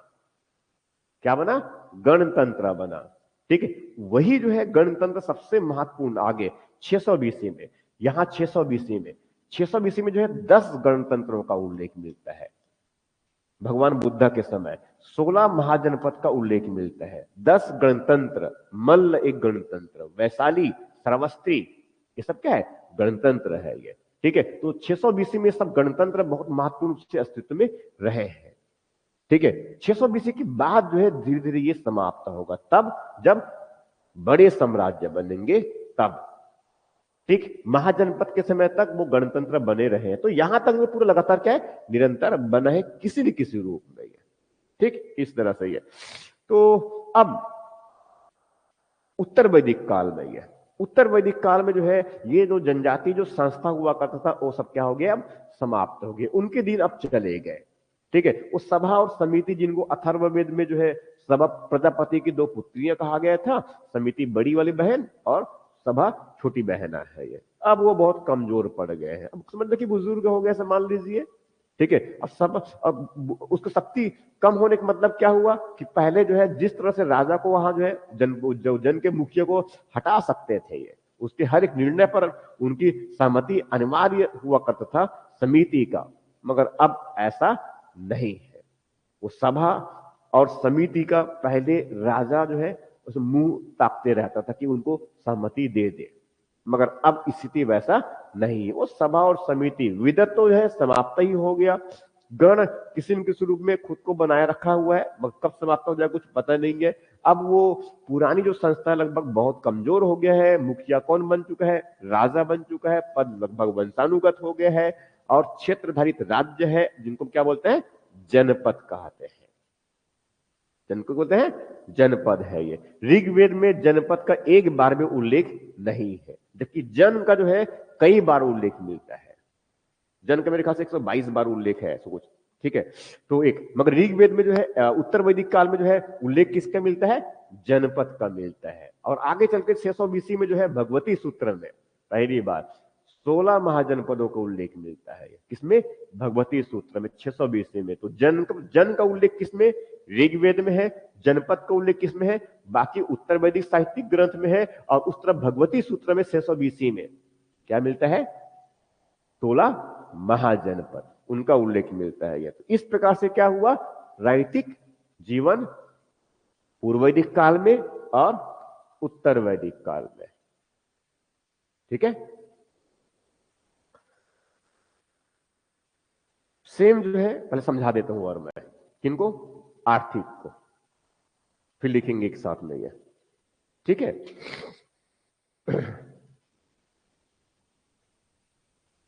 ठीक है, ये पैटर्न ना बिल्कुल दिमाग में रखना है आपको। ये स्वरूप, राज्य विस्तार, राजवंश, और ये समझ आ रहा है ना, ये पूरी स्टोरी है बेसिकली। यहां से कैसे परिवर्तन इस तरफ आया। अब सेम परिवर्तन कहां पर जाएगा हमारा, ये सेम परिवर्तन कहां पर जाएगा, वो किसमें, आर्थिक में। तो वैदिक कालीन कह देता हूं इनको मैं।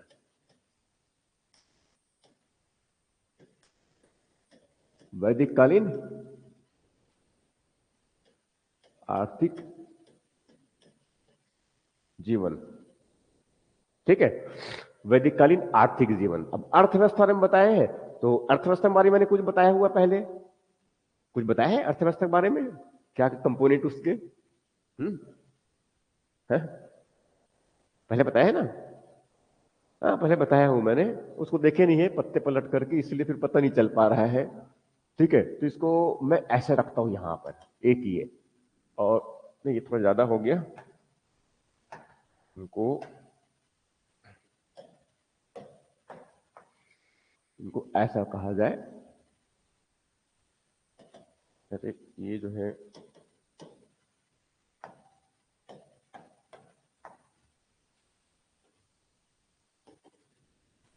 और ये ऐसा, तो क्या कहलाएगा, पूर्व वैदिक,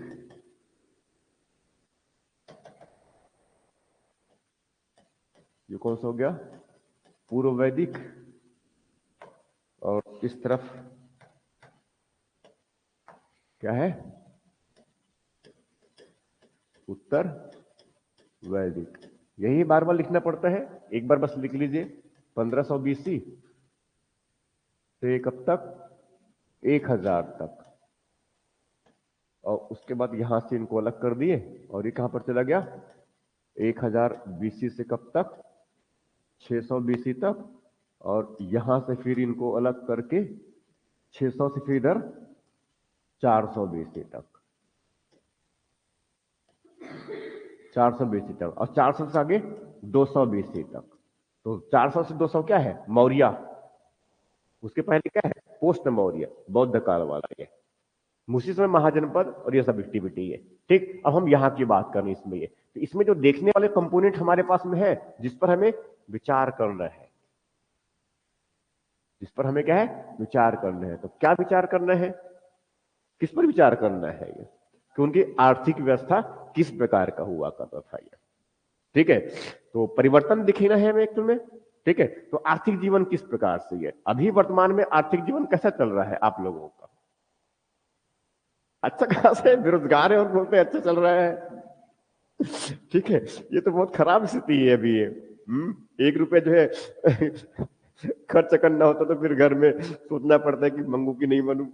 ठीक है, तो कुछ अर्थव्यवस्था तो कुछ है ही नहीं खुद की अपनी, और कह रहे कि बहुत अच्छा चल रहा है। ठीक है, तो अब उसको समझ लीजिए कि ये, अब उनको मैं ये तो छोटा सा मैं बना देता हूं पहले साइड में। ठीक है, छोटा सा मैप, कभी ज्यादा ही छोटा हो गया एक्चुअल में, ये थोड़ा सा ज्यादा ही छोटा हो गया, मगर हाँ, मुझे आगे अगले पेज में थोड़ा बड़ा कर दूंगा ये। ठीक है, गुड इवनिंग। ठीक है, हाँ, अब इसमें जो है थोड़ा अच्छा है ये। अभी जो है भारत की अर्थव्यवस्था बहुत अच्छा खासा चल रहा है, पता भी होगा। ठीक है, तो भारत की अर्थव्यवस्था बहुत अच्छा खासा चल रहा है, और अच्छा खासा चल रहा है इसलिए जो है आजकल भारत सरकार भी बहुत बड़े बड़े जो है कुछ घटनाएं और योजनाएं योजनाएं जो है, अभी आयुष्मान का योजना फिर एक्सटेंड कर दिया गया, उसका विस्तार कर दिया ना आयुष्मान का। ये बिलासपुर का जो है कायाकल्प होने, रेलवे स्टेशन का कायाकल्प होने वाला है, ये पता चला होगा। 300 कितने करोड़, ठीक है, रट्टे मार के आइए। ठीक है, किनका, बिलासपुर का पूरा कायाकल्प होने वाला कितना है, नहीं पता है। ठीक है, उस कितने अमाउंट नहीं, उसमें क्या क्या करने वाले हैं वो याद कर लेना, बहुत अच्छा है। छत्तीसगढ़ में अर्बनाइजेशन के बढ़ाने में बहुत बहुत महत्वपूर्ण है। छत्तीसगढ़ का शहरीकरण, छत्तीसगढ़ में शहरीकरण का विस्तार होगा। बोलते हैं ना, अमृत स्टेशन बन रहे हैं हमारे यहाँ छत्तीसगढ़ में, गिन लीजिए कौन कौन से है। अमृत स्टेशन, अमृत, वो एक तो ट्रेन चल ही रहा है, अमृत ट्रेन ये भी चल रहे हैं, वंदे भारत भी ट्रेन चल ही रहा है ऑलरेडी। ये अमृत स्टेशन, छत्तीसगढ़ में कितने अमृत स्टेशन, किसको किसको डेवलप किया जा रहा है, देख लीजिए, कायाकल्प हो जाएगा ये। ठीक है, इस तरह से ये तो ये सब चीजें हैं। अभी बताया मैंने कुछ दिन पहले वो दामनी ऐप डाउनलोड किए, अब दामनी ऐप और एक मेघदूत, ठीक है, और दामनी सुने हैं नहीं सुने हैं? सुने तो है, मैंने ही बताया हूंगा। ठीक है, हाँ, तो ये है, ठीक है। इसलिए वो जैसे बाढ़, अभी अभी क्या है, अब बाढ़ आ गया, बाढ़ आ गया मतलब क्या है, अब जैसे कि देखो उस तरफ अभी जो है ये देखोगे, इस तरफ इधर ये जो उधर इधर ये इस तरफ इंद्रावती नदी की गति उफान में चल रहा है। इंद्रावती नदी जो है ये भी पता होगा, पता है ना, ये महानदी भी जो है उसमें भी थोड़ा ज्यादा मात्रा में ज्यादा क्यूसेक लीटर पानी छोड़ दिया गया है। उधर बिना अल्टीमेटम, बिना चेतावनी दिए जो है उस तरफ जो मुंगरा बैराज और बाकी बहुत सारे जो डैम है उधर से ये घुमोरिया फुमोरिया, वहां से क्या है लगभग 2 लाख क्यूबिक मीटर पानी छोड़ दिया गया इस तरफ शिवनाथ नदी में, और वहां रहने वाले जितने भी 45 गांव उस क्षेत्र के क्या है, ठीक है, हाँ, ऐसे बड़ी मात्रा में क्या है बार बार आ गया है। मेरे को जान पहचान के है, नीचे पूरा क्या है, पूरी सामान क्या है फ्लोटिंग कर रहा, ठीक है, वो जितने भी क्या वो सब है वो सब टूट फूट गया है। ये ऊपर अच्छा हो कि दूसरा पाला वाला है, ऊपर वाले में सब सामान लेके गए, बाकी सब नीचे छूट गया और कुछ बहे हुए नहीं है, वही सब टूट फूट के समाप्त। समझ रहे ना ये, तो इसके लिए क्या है, अब उसमें अगर मान लो उसमें चेतावनी देने वाला कोई अगर ऐप होता तो डाउनलोड करके सुन लिए होते कि हाँ यहाँ पर अब बाढ़ आने वाला है, मगर वैसा शासन ने कुछ बनाया नहीं है अभी, बनाना चाहिए ना। ठीक, बिल्कुल प्रयास करेंगे, सरकार को एडवाइस दे। हाँ, तो मैं किसकी बात कर रहा हूं, अर्थव्यवस्था। अर्थव्यवस्था मतलब वर्तमान में भारत की जो अर्थव्यवस्था का जो स्वरूप है, वही बात है फिर। देखो मुख्य परीक्षा यही है आपकी ये, और लिखने का तरीका भी यही है आपका ये, ठीक है। भारत की अर्थव्यवस्था का जो स्वरूप है वो कैसा है, मिश्रित प्रकार की है।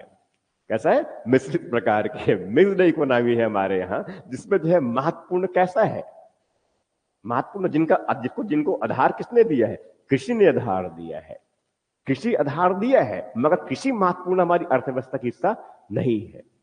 क्यों, सकल घरेलू उत्पाद में जो इनका योगदान जो है कितना, केवल 17-18% ही है। इंडिया की बात कर रहा हूं। और इस तरफ अगर उसमें अगर हम इंडस्ट्री की जब बात करेंगे तब क्या है, इंडस्ट्री आधारित भी हम अर्थव्यवस्था भारत को नहीं कर सकते। अब थोड़ा ज्यादा मतलब इंडस्ट्रियलाइजेशन हो रहा है, जब मेक इन इंडिया और स्टार्टअप और हम सेमीकॉन नोएडा वाला पता होगा ये, ठीक है। तो ये सब क्या बड़े बड़े कुछ काम हो रहे हैं इंडिया में, ऐसे ही है। आए दिन देखते होंगे कि यहाँ और वहां घूमते रहते हैं हमारे विदेश मंत्री और प्रधानमंत्री और गृह और वो क्या नाम है, वित्त मंत्री निर्मला सीतारमन मैडम जी, ठीक इस तरह से ये। तो हमारी अर्थव्यवस्था जो है किस प्रकार की है, मिश्रित है वर्तमान में, जिसमें बहुत महत्वपूर्ण को आधार मिला है किससे, कृषि से। ये आधार किससे मिला है, कृषि से, ठीक है। और उसमें बहुत ठीक ठाक मात्रा में व्यापार उद्योग है और व्यापार वाणिज्य है, मगर सबसे इंपॉर्टेंट हमारे लिए क्या है, सर्विस सेक्टर है ये, ऐसे देखे तो वो, ठीक है। मगर अब भारत की स्थिति इस प्रकार की कि हम कोई एक सेक्टर को बस पकड़ करके नहीं रह सकते, हमें जो है सभी सेक्टर पर काम करना पड़ेगा। इसीलिए भारत सरकार जो है कोई सर्विस बेस्ड इकोनॉमी डेवलप करने का, कोई मैन्युफैक्चरिंग बेस्ड इकोनॉमी डेवलप करने का, या फिर कोई एग्रीकल्चर बेस्ड इकोनॉमी डेवलप करने का बातें नहीं कहते हैं। वो क्या है, जितना भी सेक्टर है पर बेस्ड हम इकोनॉमी डेवलप करेंगे, जितने भी सेक्टर बेस्ड है, नई नई सेक्टर क्रिएट करेंगे। स्पेस भी एक सेक्टर है, वहां पर इकोनॉमी क्रिएट करेंगे, सैटेलाइट बनाएंगे और बेचेंगे, यही है ना ये। तो वही बड़ा काम, इसरो बहुत अच्छा मात्रा में पैसा कमा रहे हैं अब, ठीक है, सबसे महत्वपूर्ण संस्था है, पैसा कमा रहे हैं। वो डीआरडीओ और वो क्या नाम है HAL और VAL, तो ठीक है, HEL, ये सब क्या है आजकल पैसा कमाना शुरू कर दिया है। डीआरडीओ जो है क्या बनाता है, ब्रह्मोस बनाता है और बेचता है ये, मालूम है ना ये ब्रह्मोस, वो गाइडेड मिसाइल विष्णु के चक्र जैसा घूमते, कृष्ण के चक्र जैसा घूमते घूमते जाते हैं, और जो फाइनली जो है ठीक इस तरह से, कौन सा ब्रह्मोस, कई देश खरीदे भी है ब्रह्मोस को वो, ठीक, और उसकी डिमांड काफी अच्छी खासी है ये, ठीक है। तो ये क्या है, स्पेस इकोनॉमी हो गया, ठीक है। ऐसी जो है वैसे कई प्रकार से इस, और मतलब कहने का मतलब ये कह रहा हूं, बताने का प्रयास कर रहा हूं मैं कि आपको बस कल्पना करना है एक्चुअल में कि अर्थव्यवस्था में एक्चुअल में होता क्या है ये, अर्थव्यवस्था में होता क्या है ये। तो हम किन लोगों की अर्थव्यवस्था की बात कर रहे हैं, वही जो है पूर्व वैदिक काल में जो उधर से मध्य एशिया से आए हैं, बेंजेटाइन वाले जो कहते हैं, ठीक है, बेंजे डीनिस्तान बोलते हैं, वहां क्षेत्र से आए मध्य एशिया के, तो सेंट्रल एशिया से आए हैं। तो पहले उधर से आए तो क्या है, वो घोड़े वोड़े में आए हैं, घोड़े भी है उनके पास, घोड़े भी है, मगर मुख्यतः क्या है, वो पशुपालक है ये, वो अपने पशुओं को जो है चराने के लिए, चारागाह को ढूंढने के लिए इस तरफ आ गए, ऐसा मान लीजिए, याद करने के लिए ये, ठीक है।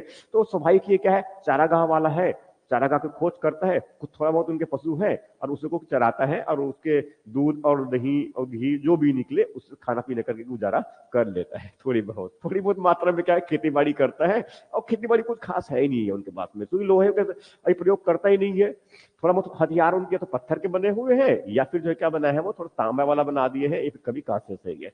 ऋग्वेद में जो है एक दात्र, ऋग्वेद में जो है दात्र, नात्र, नात्र समझते हैं? नात्र मतलब क्या है? अच्छा, थोड़ा सा उसने जो है लकड़ी का तो नहीं, वो तांबे का जो है ऐसा दांते वाला बना रखा है, ऐसा ऐसा और ऐसा मान के चलो, ठीक है। तो क्या बनता है ऐसा? हसिया, ठीक है, तो दांते वाला है ये, ठीक है। वो लकड़ी का जो है लांगल बनाता है, लकड़ी का क्या बनाता है? लांगल, लांगल समझते हैं ना? लांगल, जिनको छत्तीसगढ़ी में जो है नांगर कहते हैं, ठीक है। ऋग्वेद में लांगल शब्द मिलता है ये, ठीक है। अब मैं क्या करूं उनको, अब ऋग्वेद में जो मिलता है उसको वही बताऊंगा मैं ये, ठीक है। हाँ, ऋग्वेद में जो मिलता है वही बताऊंगा, दूसरा बता दूंगा तो कहेंगे अब बाद में सर ये वैसा नहीं हुआ करता, सर आपने इसको ऐसा बता दिया। उससे बेहतर है मैं नहीं बताऊं उसको, वो जो लिखा है वही बताऊंगा। तो लिखा क्या है, ठीक है। ये बेसिकली क्या है, जैसे बताया मैंने, क्या कैसा है ये एक्चुअल में, ये एक्चुअली मेनली क्या है ये, अब इस बात को कल्पना कर सकते हैं कि ये एग्जैक्टली क्या है, पशुपालक है। तो उनकी अर्थव्यवस्था में क्या है, पशु उनके लिए महत्वपूर्ण है। पूर्व वैदिक की बात कर रहा हूं मैं ना अभी ये, ठीक है। तो अब मैं यहां पर किसकी बात करूंगा, इनकी स्वरूप सबसे पहले, ठीक है, इनका स्वरूप। तो पूर्व वैदिक काल में स्वरूप इनका पूर्व वैदिक हो गया, और क्या इधर उत्तर वाला हो गया ये, इनका स्वरूप कैसा।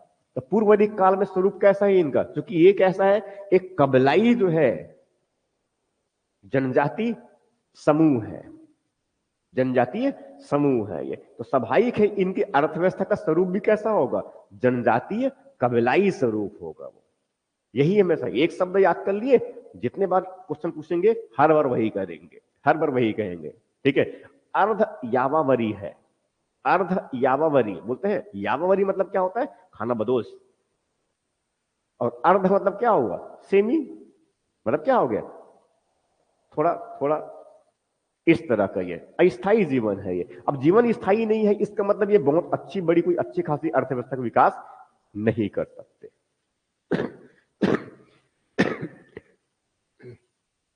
तबीयत तो ठीक नहीं रह रही है।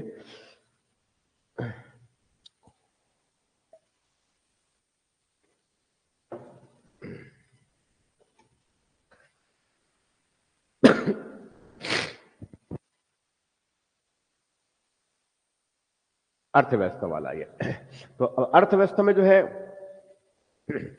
तो इनके पास में चूंकि इनका धन क्या है, गोधन है। देवताओं से जो प्रार्थना करते हैं वो किस लिए प्रार्थना करते हैं, उनकी गोधन की रक्षा करे, इंद्र उनके गोधन की रक्षा करे, ये यही कहते हैं एक्चुअल में ये, ठीक है। तो इंपॉर्टेंट इनका तो स्वरूप कैसा है ये, इनकी जो है अर्थव्यवस्था का जो स्वरूप है, आर्थिक जीवन का जो स्वरूप कैसा है, कबीलाई जनजातीय स्वरूप का है ये। तो क्या है, कबीलाई जो है क्या है, जनजातीय, जनजाति है एक्चुअल में ये। तो जनजाति है, इसका मतलब ये हुआ कि ये कोई संगठित प्रकार की कोई अर्थव्यवस्था इनके पास में नहीं है, ये संगठित प्रकार के नहीं है ये, ठीक है। वास्तविक स्वरूप भी नहीं कर सकते, कोई स्वरूप निर्धारित भी नहीं कर पाएंगे, ऐसा है ये, ठीक है। अब इसमें जो है एक तो क्या है, ये पशुपालक है, क्या है, पशुपालक है। अब पशुपालक है तो स्वाभाविक है पशु इनके लिए बहुत महत्वपूर्ण है, और उसी से उनकी पूरी एक्टिविटी चलेगी, ठीक है। पशु मिसेस ऋग्वेद में, अब यहां जानकारी किससे मिलेगी हमें, ऋग्वेद में, और यहां किससे मिलेगी, उत्तर वैदिक। ये हमेशा लिखेंगे, ध्यान रखेंगे आप, ये ऋग्वेद से बस मिलेगा यहां पर जानकारी, और यहां पर क्या है, उत्तर क्या है वो, बाकी जितने भी उत्तर वैदिक ग्रंथ है ये, हाँ उत्तर वैदिक ग्रंथों से कह देंगे ये, ठीक है। तो जब भी सोर्स बताएंगे, उत्तर लिखना थोड़ा बड़ा बड़ा बड़ा उत्तर आ गया तो कहेंगे कि पूर्व वैदिक वाला पूछेंगे तो ऋग्वेद से जानकारी मिलती है, यहां पर उत्तर वैदिक ग्रंथों से जानकारी मिलती है कि ऐसा इस प्रकार की व्यवस्था। और पूर्व वैदिक काल में ऋग्वेद से जानकारी मिलती है कि इनकी अर्थव्यवस्था का जो आर्थिक जीवन का स्वरूप जो है कबीलाई हुआ करता था, ऐसा कबीलाई हुआ करता था। कबीलाई जो है जनजातीय स्वरूप हुआ करता था, जिसमें सबसे महत्वपूर्ण धन उनका क्या था? गोधन हुआ करता था। क्या था? गोधन। गोधन विशेष ऋग्वेद में जो है, ऋग्वेद में कई गायों, कई जो है पशुओं का, ठीक, कई गोधन का उल्लेख मिलता है। ये दो कई गोधन का उल्लेख मिलता है। गौ, गौ, गौ, गौ, ये शब्द ऋग्वेद में कई बार उल्लेख मिलता है। गौ मतलब क्या है? गाय। गौ मतलब क्या है? गाय। ठीक है, गाय। और गौ, इनको जो है गौ, तो क्या हो गया? गाय। तो गाय, तो कई उल्लेख, कई उल्लेख का मतलब इसमें क्या है? गाय है, भीड़ बकरियां है। ठीक है, भीड़ बकरियां है, और वो बैल है, घोड़े हैं। ठीक है, महत्वपूर्ण रूप से ये बैल बहुत अधिक महत्वपूर्ण अभी नहीं है, जबकि इसके पूर्व के इतिहास में हमने पढ़े हैं बैल बहुत महत्वपूर्ण हुआ करते थे। किसमें? हड़प्पा में। क्या है? हड़प्पा में। ये गौ महत्वपूर्ण है, गाय इसके लिए महत्वपूर्ण है, और गायों को रात में चोरी करके शत्रु जो है ले जाते हैं। ठीक है, इसीलिए जो है क्या करते हैं ये? गविष्टि करते हैं ये। इसलिए क्या करते हैं ये? गविष्टि कहते हैं ये। समझ में आ रहा है जो कह रहा हूं मैं? ये इसलिए क्या करते हैं ये? कविष्टि करते हैं ये, गविष्टि करते हैं ये। ठीक है, इसको कुछ शब्द बता रहा हूं मैं। गविष्टि है, ठीक है। और एक तो बताया था मैंने कि जो है वो अगर समय को अगर मापन करेंगे, अब गाय जब आएंगे शाम शाम को चरा कर लेके गए रहेंगे और लेके आएंगे उनको, और पास में तो रहते ही है, ज्यादा दूर लेके आना नहीं है। बारिश कुछ खास नहीं हुआ तो धूल मिट्टी, क्या है, तो धूल उड़ते रहेंगे। जब वापस लाएंगे तब उस समय बेला, वो क्या कहेंगे? गुधली बेला। गायों की महत्ता को बताता है ये। क्या है? गुधूली बेला। ये क्या है? शाम संध्या का समय है ये गुधूली। ये क्या है? संध्या वाला समय होता। देखो समय को मापन का जो है आधार क्या बना है? उनकी गाय ही बना है, इसलिए बोलते हैं गुधूली। संगो, ये सुबह का है। संगो क्या बोलते हैं? सुबह का ये। ठीक है, और वैसे दूरी मापने के लिए, दूरी मापने के लिए जो है वो गोचरमन। दूरी मापने के लिए क्या है? गोचरमन। गोधूली समय मापने के लिए हो गया। गोचरमन वो क्या है? दूरी मापने। ये समय वाला हो गया, और ये क्या है? दूरी वाला। ये मतलब मैं गायों की महत्ता बता रहा हूं एक्चुअल में कि कितने महत्वपूर्ण उनके लिए ये। ठीक है, इससे अर्थव्यवस्था क्या है? यही इनके ये। ठीक है, जिनके पास में गाय है, उनके जो मुखिया है उनको गोपति कहते हैं ये। क्या पता है? गोपति। ठीक है, हाँ। मतलब ये है कि बहुत महत्वपूर्ण इसमें जो है इनका स्वरूप कैसा है? वो पशुपालक है ये।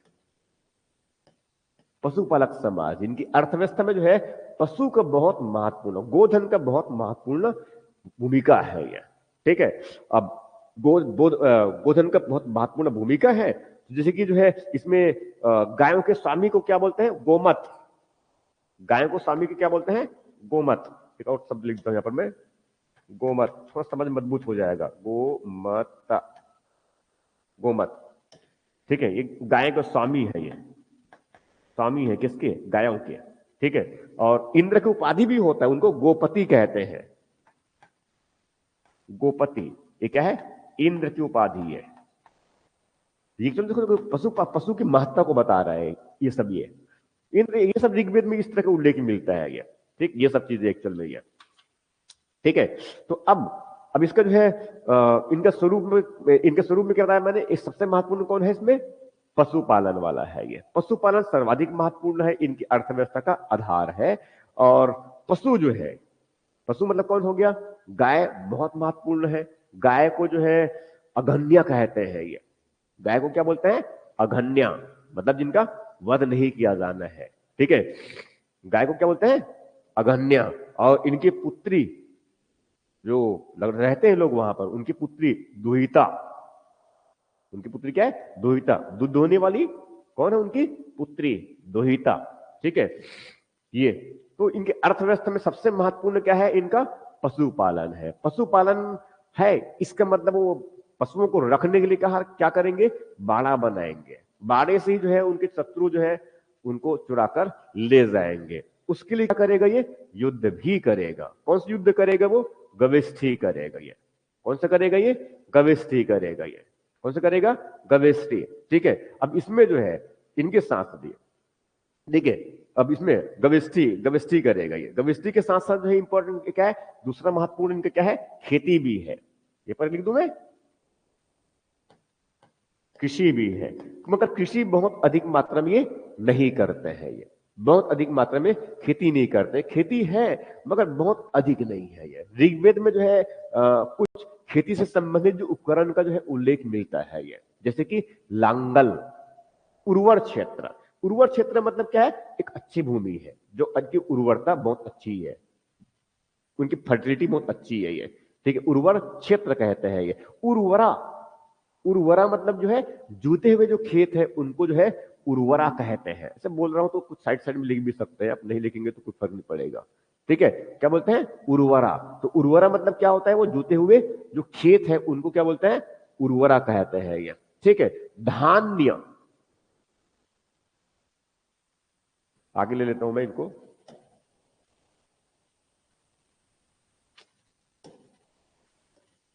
पूर्व वैदिक, उत्तर, पूर्व, और ये उत्तर, और यहां पर मैंने बताया है कृषि। तो यहां पर एक ऋग्वेद में शब्द मिलता है धान्य। तो धान्य मतलब धान नहीं, धान्य मतलब एग्जैक्टली क्या है? वो अनाज के लिए प्रयोग करते हैं। और अनाज में जो है एक यव, और यव का मतलब क्या होता है? जौ। ठीक है, आगे चल करके जो है उत्तर वैदिक काल में ब्रीही, ब्रीही ये चावल के लिए होता है। ये शब्द इस तरह से है। ठीक है, ठीक। अब उसमें जैसे कि क्या है, फसलों की बुआई करते हैं, उसके लिए टर्म्स यूज करते हैं, कप, कप, ऐसा कप, हलंत कर देंगे ये। ठीक है, इसे बोलते हैं बोना। ठीक है, कृष शब्द का कई बार उल्लेख मिलता है। ये ऋग्वेद में जो है कृष, ये जो शब्द है इनका ऋग्वेद में कई बार उल्लेख मिलता है। ये उर्वरा क्षेत्र उल्लेख मिलता है। उर्वरा बताया मैंने, उर्वरा मतलब क्या है? जुते हुए खेत, जुते हुए खेत, इनको जो है उर्वरा कहते हैं। ये फैक्चुअली अब याद करने के लिए बस साइड में कर लेंगे, बाकी तो मैं इधर करवा रहा हूं उनको। ठीक है, और शब्द में जैसे बताया ना धान्य, धान्य मतलब क्या है? धान, अनाज के लिए है ये। कुल्या, कुल्या, कुल्या मतलब क्या है? नहर है। कुल्य मतलब क्या है? नहर है ये। ठीक है, ऐसे बाद में देखो, और जो जिनको जिनको वो जो क्षेत्र का जो मुखिया होगा, उस भूमि का जो मुखिया होगा, उनको बोलते हैं क्षेत्रपति। ये थोड़ा बाद में आया। इनको क्या बोलते हैं? क्षेत्रपति। ये क्या है? खेत का मुखिया है ये क्या है? खेत का मुखिया है ये। ठीक है, और क्षेत्र मुखिया नहीं कह सकते इनको, इनको ऐसा मत की जाए, ऐसा मत करो इनको। इनको जो है ये उर्वरता की देवता है, ये उर्वरता का देवता है क्षेत्रपति। ये सब ऋग्वेद में से इस तरह कुछ शब्द मिलते हैं, उनकी बात कर रहा हूं मैं ये। ठीक है, ये हो गया ये। लेकिन की बात कर रहा हूं मैं? खेती बाड़ी हो गया इनका ये। ठीक, कहने का मतलब ये हुआ कि ये ठीक ठाक मात्रा में जो है खेती करते हैं ये। ठीक, अब खेती ठीक ठाक मतलब बहुत नहीं। मुख्य क्या है इनका? पशुपालन है। सेकेंडरी क्या है? खेती है। ठीक है, सेकेंडरी खेती होने का मतलब क्या हुआ? मगर प्रारंभिक दौर में क्या है? वो खेती भी नहीं करता है। प्रारंभिक जो दौर में उसमें खेती नहीं, क्योंकि पशुपालक है, मतलब उनको अब अस्थायी जीवन रहेगा ना। चारा का खोज में यहां जाएगा तो वो कभी स्थायी रूप से नहीं रह पाएगा। और फसल बुआई के लिए क्या चाहिए? स्थायित्व चाहिए। फसल बुआई के लिए क्या चाहिए? स्थायित्व चाहिए। ठीक है, अब जैसे कि बताया कि ऋग्वेद में जो कुछ कुछ शब्दों का उल्लेख मिलता है, जैसे कि लांगल। लांगल का मतलब क्या है? लांगल अभी वर्तमान में नांगर कहते हैं ना हम लोग, तो छत्तीसगढ़ी भाषा में नांगर कहते हैं, हिंदी में तो हल कहते हैं, संस्कृत में उनको ऋग्वेद में मिलता है नांगल, नांगल। ठीक है, ये इस तरह का ये। वैसे और भी है, इसमें और भी जैसे हलवाहा, हलवाहा को जो है लांगुलिन, लांगल, लांगल, लांगल है, ऐसा है, लांगल लिख दिया था मैंने, ठीक है। और लांगुलिन जो हल चलाता है, हलवाहा, लांगुलिन, हलवाहा हल चलाने वाला ये, ठीक है। तो ऐसे सब ये सब शब्द का प्रयोग मिलते हैं हमें। कृष बताया मैंने किसके लिए, कृषि, ऐसा जो है ये, ठीक है। दात्र हसिया है, दात्र क्या है, हसिया है ये, दात्र क्या है, हसिया, ऐसे ही। और यौ तो बताया मैंने क्या है, वो जौ है, ठीक है। ये सब जो है, और ये सब के जो है, ये तो ऋग्वेद में मिलता है, इनकी पुष्टि जो है ऋग्वेद के साथ साथ जो है वो उत्तर वैदिक काल में जो है वो जो स्वाद घाटी है ना, स्वाद वैली, तो वहां पर जो जूते हुए साक्ष्य मिले हैं 1100 ईसा पूर्व के, ये कहां पर, स्वाद घाटी वाले क्षेत्र में ये। तो पूर्व वैदिक काल में जो है इस तरह की जो है पशुपालन वाला है, और साथ में क्या है, खेती बाड़ी, दो चीज की बात किया मैंने। अब यही जो है उत्तर वैदिक काल में, यही जो है उत्तर वैदिक काल में, उत्तर वैदिक काल में जो पशुपालन जो है थोड़ा सा क्या हो गया यहाँ पर, ये द्वितीयक हो गया, पशुपालन क्या थोड़ा सा द्वितीयक हो गया ये, ठीक है। मगर फिर भी बना रहा, क्यों, क्योंकि अब यहां पर जो है प्राथमिक कौन बन चुका है, प्राथमिक कौन बन चुका है, कृषि बन चुका है ये। और कृषि में बहुत महत्वपूर्ण भूमिका किसकी होने वाली है, बैल का होने वाला है, भूमिका किसकी होने वाली है, बैल का। जिनको बहुत हस्तपुष्ट बल चाहिए, ठीक है, उनको हस्तपुष्ट बैल चाहिए उनको वो, ठीक है। क्योंकि जितनी अच्छी गहराई तक जोताई करेंगे उतना अच्छा उत्पादन होगा, उतना अच्छा उत्पादन होगा। उतना अच्छा उत्पादन होने का मतलब यह कि वो लांगल में पहले तो लकड़ी कहीं बने होते थे, मगर गहराई से अगर जोतना है तो उसमें जो है लांगल के नीचे फाल घुसाना पड़ेगा, तब तो गहराई तक जोताई करेंगे उस जरूरत मिट्टी को, गंगा के मैदान का जो बिल्कुल फर्टाइल है, नया नया मिट्टी बना है ये, हर साल नया नया मिट्टी बनता है। और मिट्टी कैसा है, बाढ़ आने के बाद जो जमा होगा कैसे मिट्टी बनेगा, उपजाऊ मिट्टी। कौन सी मिट्टी, जलोढ़ मिट्टी। भारत में मृदा को किसने प्रकार से बांटा हुआ है, आईसीआर ने, कृषि अनुसंधान,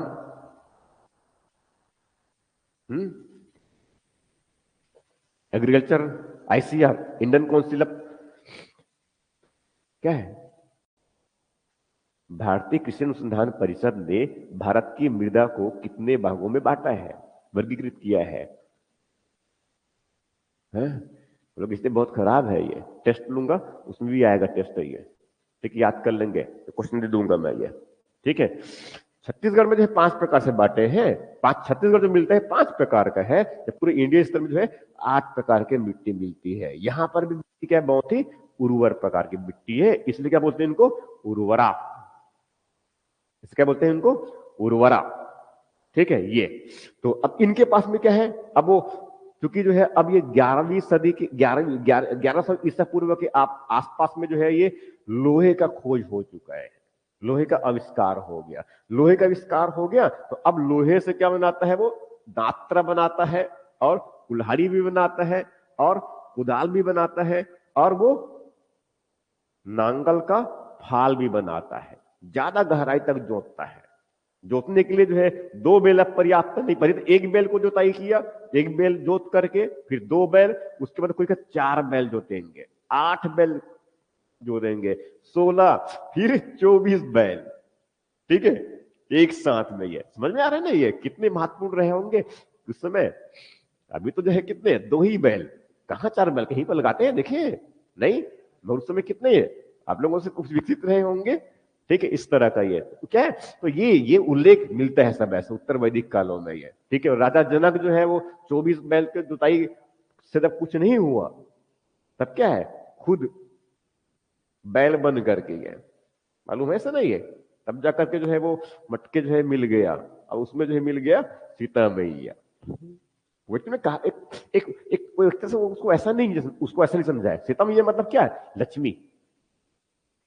अकाल पड़ रहा था, स्वयं राजा मेहनत किया, तब जाकर के धन प्राप्त हुई है, सांकेतिक रूप से ये मतलब है उनका, ये ऐसा मतलब है ये। ऐसा नहीं कि अब जमीन से बच्ची निकल रही है, ऐसा नहीं है ये। ठीक है, इस तरह का उसका सेंस ये होता है। इसको सेंस बता, रामायण और महाकाव्य में जो इतिहास को ऐसा बताया जाता है, ये वहां से इतिहास निकालना पड़ता है। पुराण, अष्टादश महापुराण है, वहां से भी इतिहास निकालना पड़ेगा। इतिहास बताने के अपने तरीके रहे उस कालखंड में। यह ठीक। तो यहां पर अब क्या बन गया है, यहां पर अब क्या है, यहां पर क्या है, गेहूं गेहूं उत्पादन की मात्रा बढ़ गई है। गेहूं ठीक उत्पादन है, इनको बोलते हैं गोधुम। क्या बोलते हैं इनको? गोधुम। क्या है? ब्रीही, इसको लिख दूंगे ब्रीही गोधुम। गोधुम क्या है? एक गेहूं है, और एक क्या है? चावल है। उत्तर वैदिक काल में ठीक ठाक मात्रा में इनका उत्पादन हो रहा है। ये वही जो है, गेहूं की रोटी खाते हैं, चावल भी खाते हैं, और दूध और दही तो ठीक ठाक खाते ही है। तो स्वाभाविक कैसे होंगे? गोरे होंगे, हष्ट पुष्ट होंगे। ठीक है। और बाकी लोग क्या बोलेंगे? अनारिया, चपटी नाक वाले। ठीक है, वही मुंडा फांसी बोलने वाले पुपिल। ठीक है, इस तरह से ये तो ये वाला हो गया। ठीक है। तो अब क्या है इनके पास में, अभी लोहे का प्रयोग करना शुरू कर दिया। वो जो है जगह जहां पर से लोहे के प्राथमिक साक्ष्य मिले हैं, कौन सी जगह ताकेश्वर? वो जगह जहां से लोहे के सबसे प्राचीनतम साक्ष्य मिले हैं भारत में। वही नागर का फाल मिला हुआ है। कहां से मिला हुआ है? मैं क्लास में कई बार डिस्कस किया हूं। हाँ हाँ, पीछे पीछे। भगवान, मोहनजोदड़ो कहां मिल जाए? मोहनजोदड़ो नहीं है, वो क्या है? अतरंजी खेड़ा है, जखेड़ा है। ठीक है, अतरंजी खेड़ा। ठीक है, ये सबसे पहली जगह है जहां से हमें लोहे के साक्ष्य मिले हैं। ठीक है। तो वहां पर क्या है, अब जुताई कर रहे हैं। और पश्चिमी यूपी वाला क्षेत्र है, मतलब पश्चिमी गंगा का मैदान हो गया क्षेत्र हमारा ये। वहां पर क्या है, ठीक ठाक मात्रा में। कौन सी जगह कह रहा हूं मैं, जहां पर लोहे के फाल मिला है? अंतरजी खेड़ा। हाँ, अंतरजी खेड़ा है। क्या है जगह? अतरंजी, हाँ, अतरंजी खेड़ा हो गया ना। और एक जखेड़ा भी है। ये जगह क्या है? जखेड़ा भी है। ये भी वही पश्चिमी यूपी की तरफ में ही है। नहीं, अलग अलग है ये।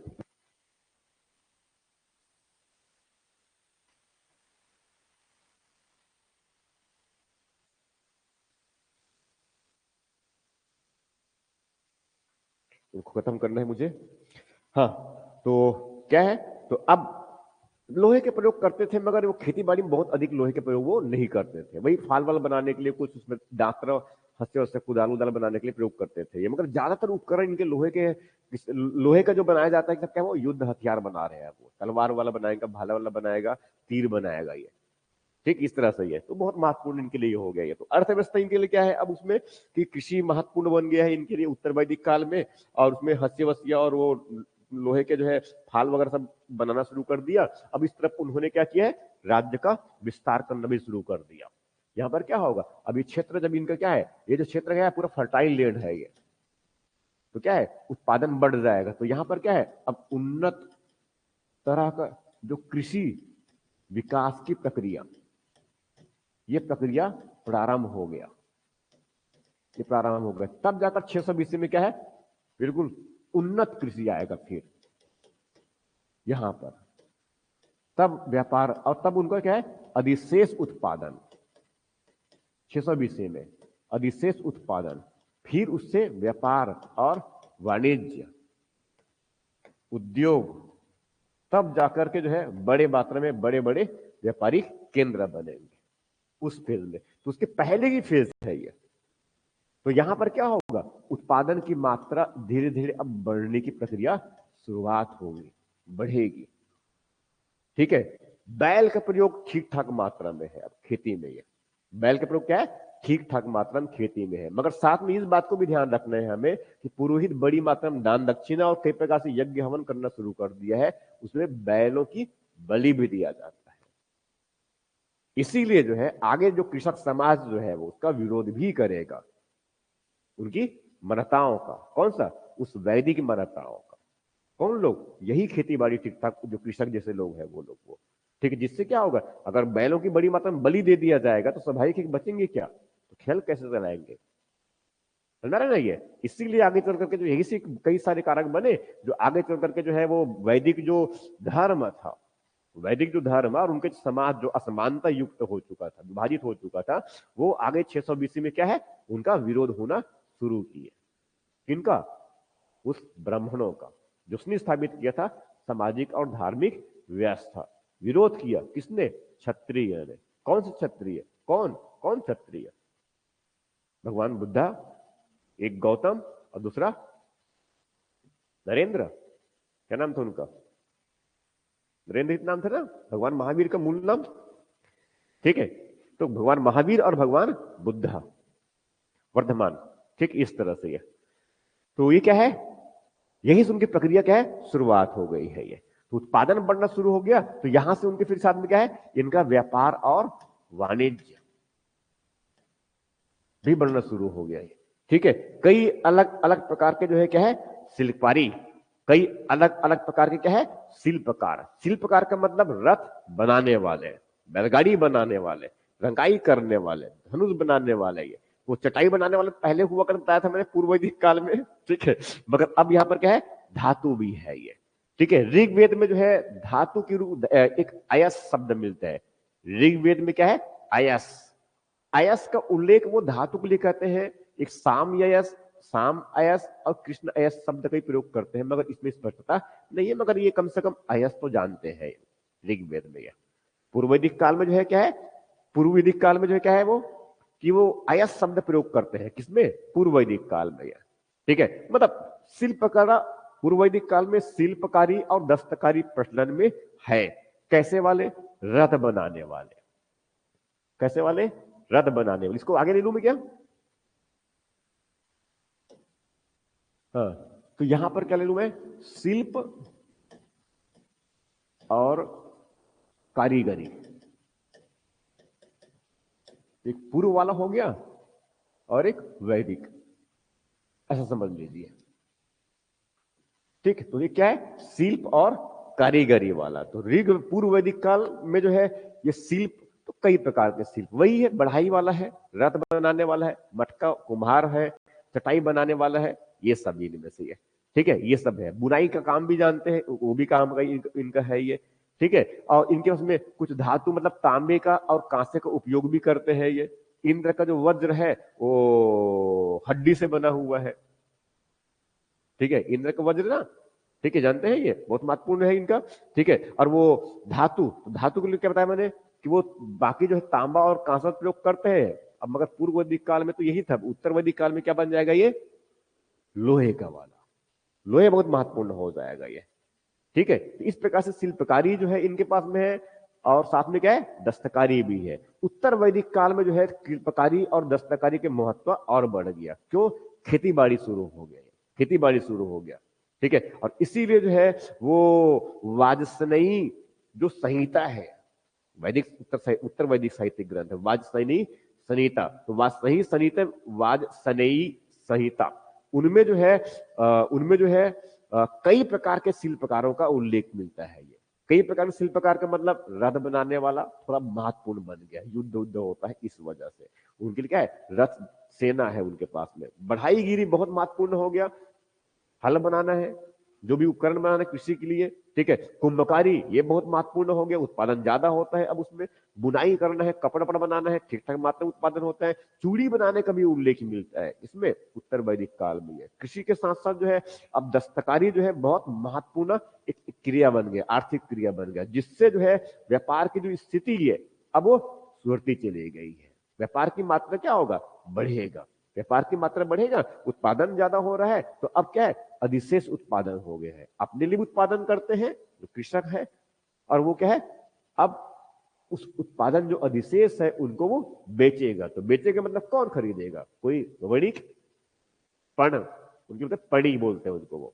ठीक है, तो ऐसी अब पड़ी जो है कि आपस में जब सामान खरीदना बेचना करना है तो उनका समूह बनाएगा, अपना वो संगठन बनाएगा, गण संघ सृष्टि, गण संघ श्रेष्ठी, ये सब शब्द मिलते हैं। ये इनका प्रयोग जो है उत्तर वैदिक काल में संगठन या फिर व्यापारिक गतिविधियों को संचालित करने वाले संस्था रहे होंगे, इस तरह को इंडिकेट करता है। ये पूर्व वैदिक काल में जो है इनके पास में कोई नियमित प्रकार का जो है मुद्रा नहीं है, नियमित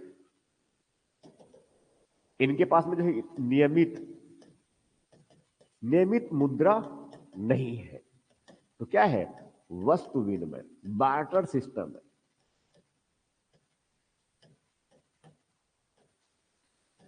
बार्टर सिस्टम है,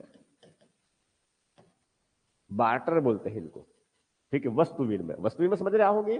मुझे भूख लग रहा है तो मैं पेन दे दूंगा, आप मुझे कुछ भी खाना दे देंगे, ठीक है। वही तरीका होगा वस्तु विनिमय का, ठीक है। और एक यहां पर जो है निष्क और एक जो है सतमान, दो शब्द मिलते हैं और ये ऐसा मानते हैं कि एक्चुअल में ये आभूषण रहा होगा। कभी कभी अदला बदली के लिए इनका प्रयोग कर लेते थे ये, ठीक है। मगर उत्तर वैदिक काल में, उत्तर वैदिक काल में वस्तु विनिमय तो चलता ही रहा, अभी भी चलता है ना, वस्तु विनिमय चलता है। नहीं चलता, ठीक है। कभी कभी ऐसे चला लेते हैं हम लोग, कभी कभी चला लेते हैं हम लोग, आपस में चला लेते हैं, आपस में चला लेते हैं ना, करीबी लोग हैं तो उसमें यह चला ही लेते हैं। तो वस्तु विनिमय चल ही रहा है ना, पूर्णतः कहां खत्म हुआ है? शिकार करना बंद हुआ है क्या? वो मोहन, वो क्या है, भीमबेटकर शुरुआत हुआ था, वो आज तक चल रहा है शिकार करने वाला। मछली शिकार आप लोग भी किए होंगे।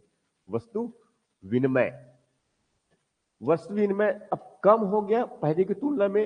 अब यहां पर क्या है, कुछ मुद्रा तो नहीं है, अभी भी नहीं, मगर हाँ वो जो निष्क और एक जो कहता हूं मैं सतमान, इनका अब अधिक प्रयोग होना शुरू हो गया। इनका जो है अधिक प्रयोग होना शुरू हो गया, ठीक है। इनके साथ साथ जो है और एक कृष्णल, एक शब्द मिलता है कृष्णल, ये भी जो है मुद्रा के जैसा ही है। क्या बोलते हैं?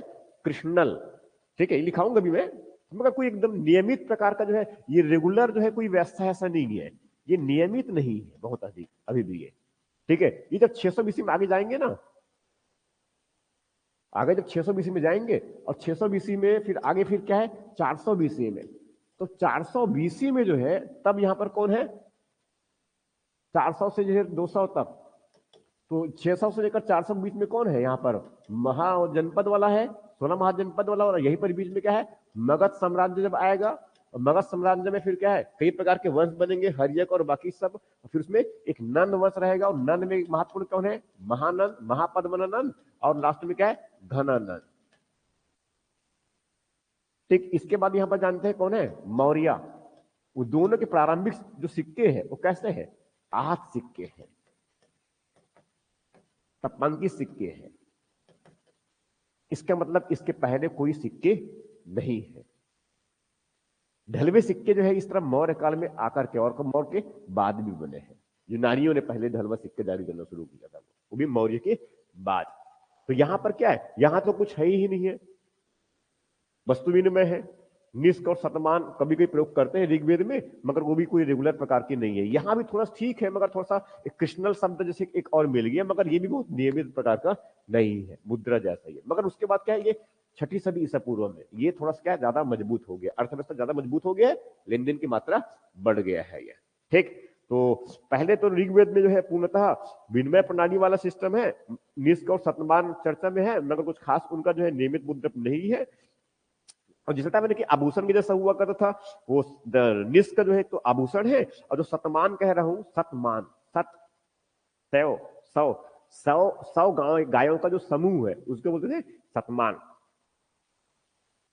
तो मैं यहां तक जो कह रहा हूं मैं, ठीक इस तरह से ये वो संघ और श्रेष्ठी वाला शब्द है। कहीं मेरे से पूछ देगा श्रेष्ठी क्या है, तो बता देंगे। एक ये है, उत्तर वैदिक काल में एक व्यापारिक संगठन हुआ करता था, जिनके माध्यम से व्यापार वाणिज्य की गतिविधियों को आगे बढ़ाया जाता था। इनके माध्यम से सामान खरीदे और बेचे जाते थे, एक समूह था ये। क्लियर है आता है ये, ठीक। उसके बाद फिर अब इसमें एक सेगमेंट और जुड़ जाएगा, कौन से, इनका नगरीकरण। कौन से इनका जो है, नगरीकरण। कौन सी उठ जाएगा इनका?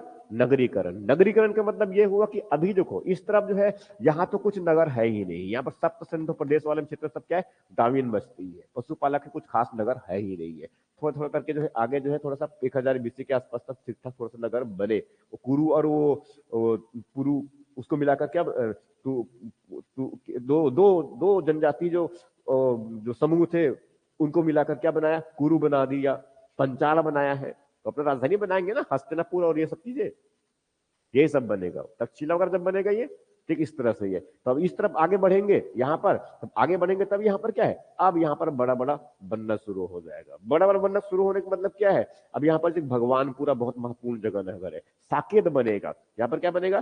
साकेत बनेगा, साकेत बनेगा और राजगिरी बनेगा और गिरी वज्र बनेगा। इस तरफ काशी बनेगा, यहाँ पर वो अयोध्या बनेगा इस तरफ। और इसके बाद फिर इस तरफ और जाएंगे तो इसमें दक्षिण तो बड़ा महत्वपूर्ण विकसित। यहाँ पर क्या है? वो पाटलिपुत्र आ जाएगा आगे चल करके, फिर यहाँ पर चंपा है और यहाँ पर वैशाली है और भी कई श्रावस्ती वगैरह काफी सारे चीज, ये सब क्या बड़ी मात्रा में अलग अलग नगर बनने शुरू हो गए। नगरीकरण की प्रक्रिया यहाँ क्या है? बढ़ गई। अब नगरीकरण की प्रक्रिया जब बढ़ेगी तो स्वाभाविक है आर्थिक गतिविधियां स्वाभाविक रूप से और बढ़ गया। इस प्रकार से क्या बताया कि इसकी अर्थव्यवस्था में क्या क्या सेगमेंट है? मुख्य सेगमेंट क्या है? पशुपालन है। नंबर 1 क्या बताया मैंने इसमें? नंबर 1 क्या बताया? इनका स्वरूप कैसा है? मिश्रित प्रकार का कह सकते हैं। ये तो कबीलाई है, मगर यहां पर थोड़ा सा क्या है? वो उन्नत व्यापार, कृषि और मतलब मिक्स्ड हो गए। इसमें पशुपालन भी है, खेती है, व्यापार और वाणिज्य, शिल्प और उद्योग सबकी महत्वपूर्ण। नगरीकरण बड़ा, यहाँ पर कोई खास नगरीकरण नहीं। ये हुआ, ये पशुपालन वाला हो गया। उसके बाद दूसरा बनेगा, अब पशुपालन में ये सब मैंने बहुत सारा बताया, इसमें पशु की महत्ता को बताया है ये एक्चुअली इनकी अर्थव्यवस्था में। दूसरी तरफ जो है इधर आगे देखें तो पशुपालक सेकेंडरी हो गया और पहला क्या हो गया? खेती हो गया। मगर फिर भी पशुपालक बहुत महत्वपूर्ण बना रहा। क्यों? क्योंकि खेती के लिए क्या चाहिए? बैल चाहिए, पशु चाहिए, गोबर की खाद चाहिए उनको। ठीक है, गोबर के गरीस, करीस करीस करीस शब्द मिलता है, गोबर की खाद जो है उनको करीस कहते हैं ये। ठीक है, अब यहाँ पर क्या है? खेती बहुत महत्वपूर्ण है। खेती जो सेकेंडरी है पूर्व वैदिक काल में, मगर उत्तर वैदिक काल में क्या है? खेती जो है बहुत ही महत्वपूर्ण है ये। और यही जो है खेती जो है 600 BC में जो है उस दूसरी शहरीकरण का आधार बनेगा। यहाँ पर शहरीकरण ज्यादा नहीं है, संक्रमण के दौर से जो गुजर रहे हैं यहाँ पर ये तब बनेगा। कब? नगर यहाँ पर बनेगा 6ठी सदी से पूर्व में ये दूसरा नगरीकरण होगा भारत में ये। ठीक है, तो क्या है? खेती वाला हो गया। फिर मैंने किसके बताया?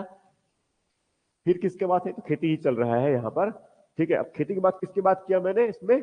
वो शिल्पकारी वगैरह। किसी में क्या है? शिल्पकारी और दस्तकारी, ये वाला सेगमेंट। तो पूर्व वैदिक काल में क्या है? रथकार है, कुंभकार है और वो बढ़ाई वाला है, ये सब इनमें। उत्तर वैदिक काल में क्या है? इसकी मात्रा और बढ़ जाएगा, कुछ नया प्रकार का, और लोहे वोहे के प्रयोग करने वाला लोहार भी आ जाएगा, कसेरे आ जाएंगे और बाकी सब वो। ठीक है, मुद्रा व्यवस्था यहाँ पर नियमित प्रकार की मुद्रा व्यवस्था नहीं है, यहाँ पर कोई खास मुद्रा व्यवस्था नहीं है। मगर हम जानते हैं कि यहाँ पर निष्क और सतमान जो हुआ करता था उनके साथ में यहाँ पर क्या है? कृष्णल भी जुड़ गया है नया। ठीक है, और उसके बाद फिर तीसरे इंपॉर्टेंट क्या बताया मैंने इसमें? बताया नगरीकरण की अवस्था। तो यहां पर कोई खास नगरीकरण है ही नहीं है, नगरीकरण है ही नहीं है। छोटा बस्ती था, जैसे जैसे करके वो धीरे धीरे बढ़ा है और यहीं पर थोड़ा थोड़ा करके ये धीरे धीरे एक अर्ध नगरीय कह सकते हैं ये, प्रौढ़ टाइप का वो यहां पर बना उत्तर वैदिक काल में। काशी वासी है ना ये, ठीक है, तो काशी यहीं पर विकसित होना शुरू हो गया है। काशी है, अयोध्या है सरयू किनारे, और ये जो सारनाथ है, ठीक है, उज्जैन है, ये सब बहुत महत्वपूर्ण है इस समय। मगर आगे चल करके फिर यही जो है उत्तर वैदिक काल में 600 BC में क्या है? बहुत महत्वपूर्ण हो गया।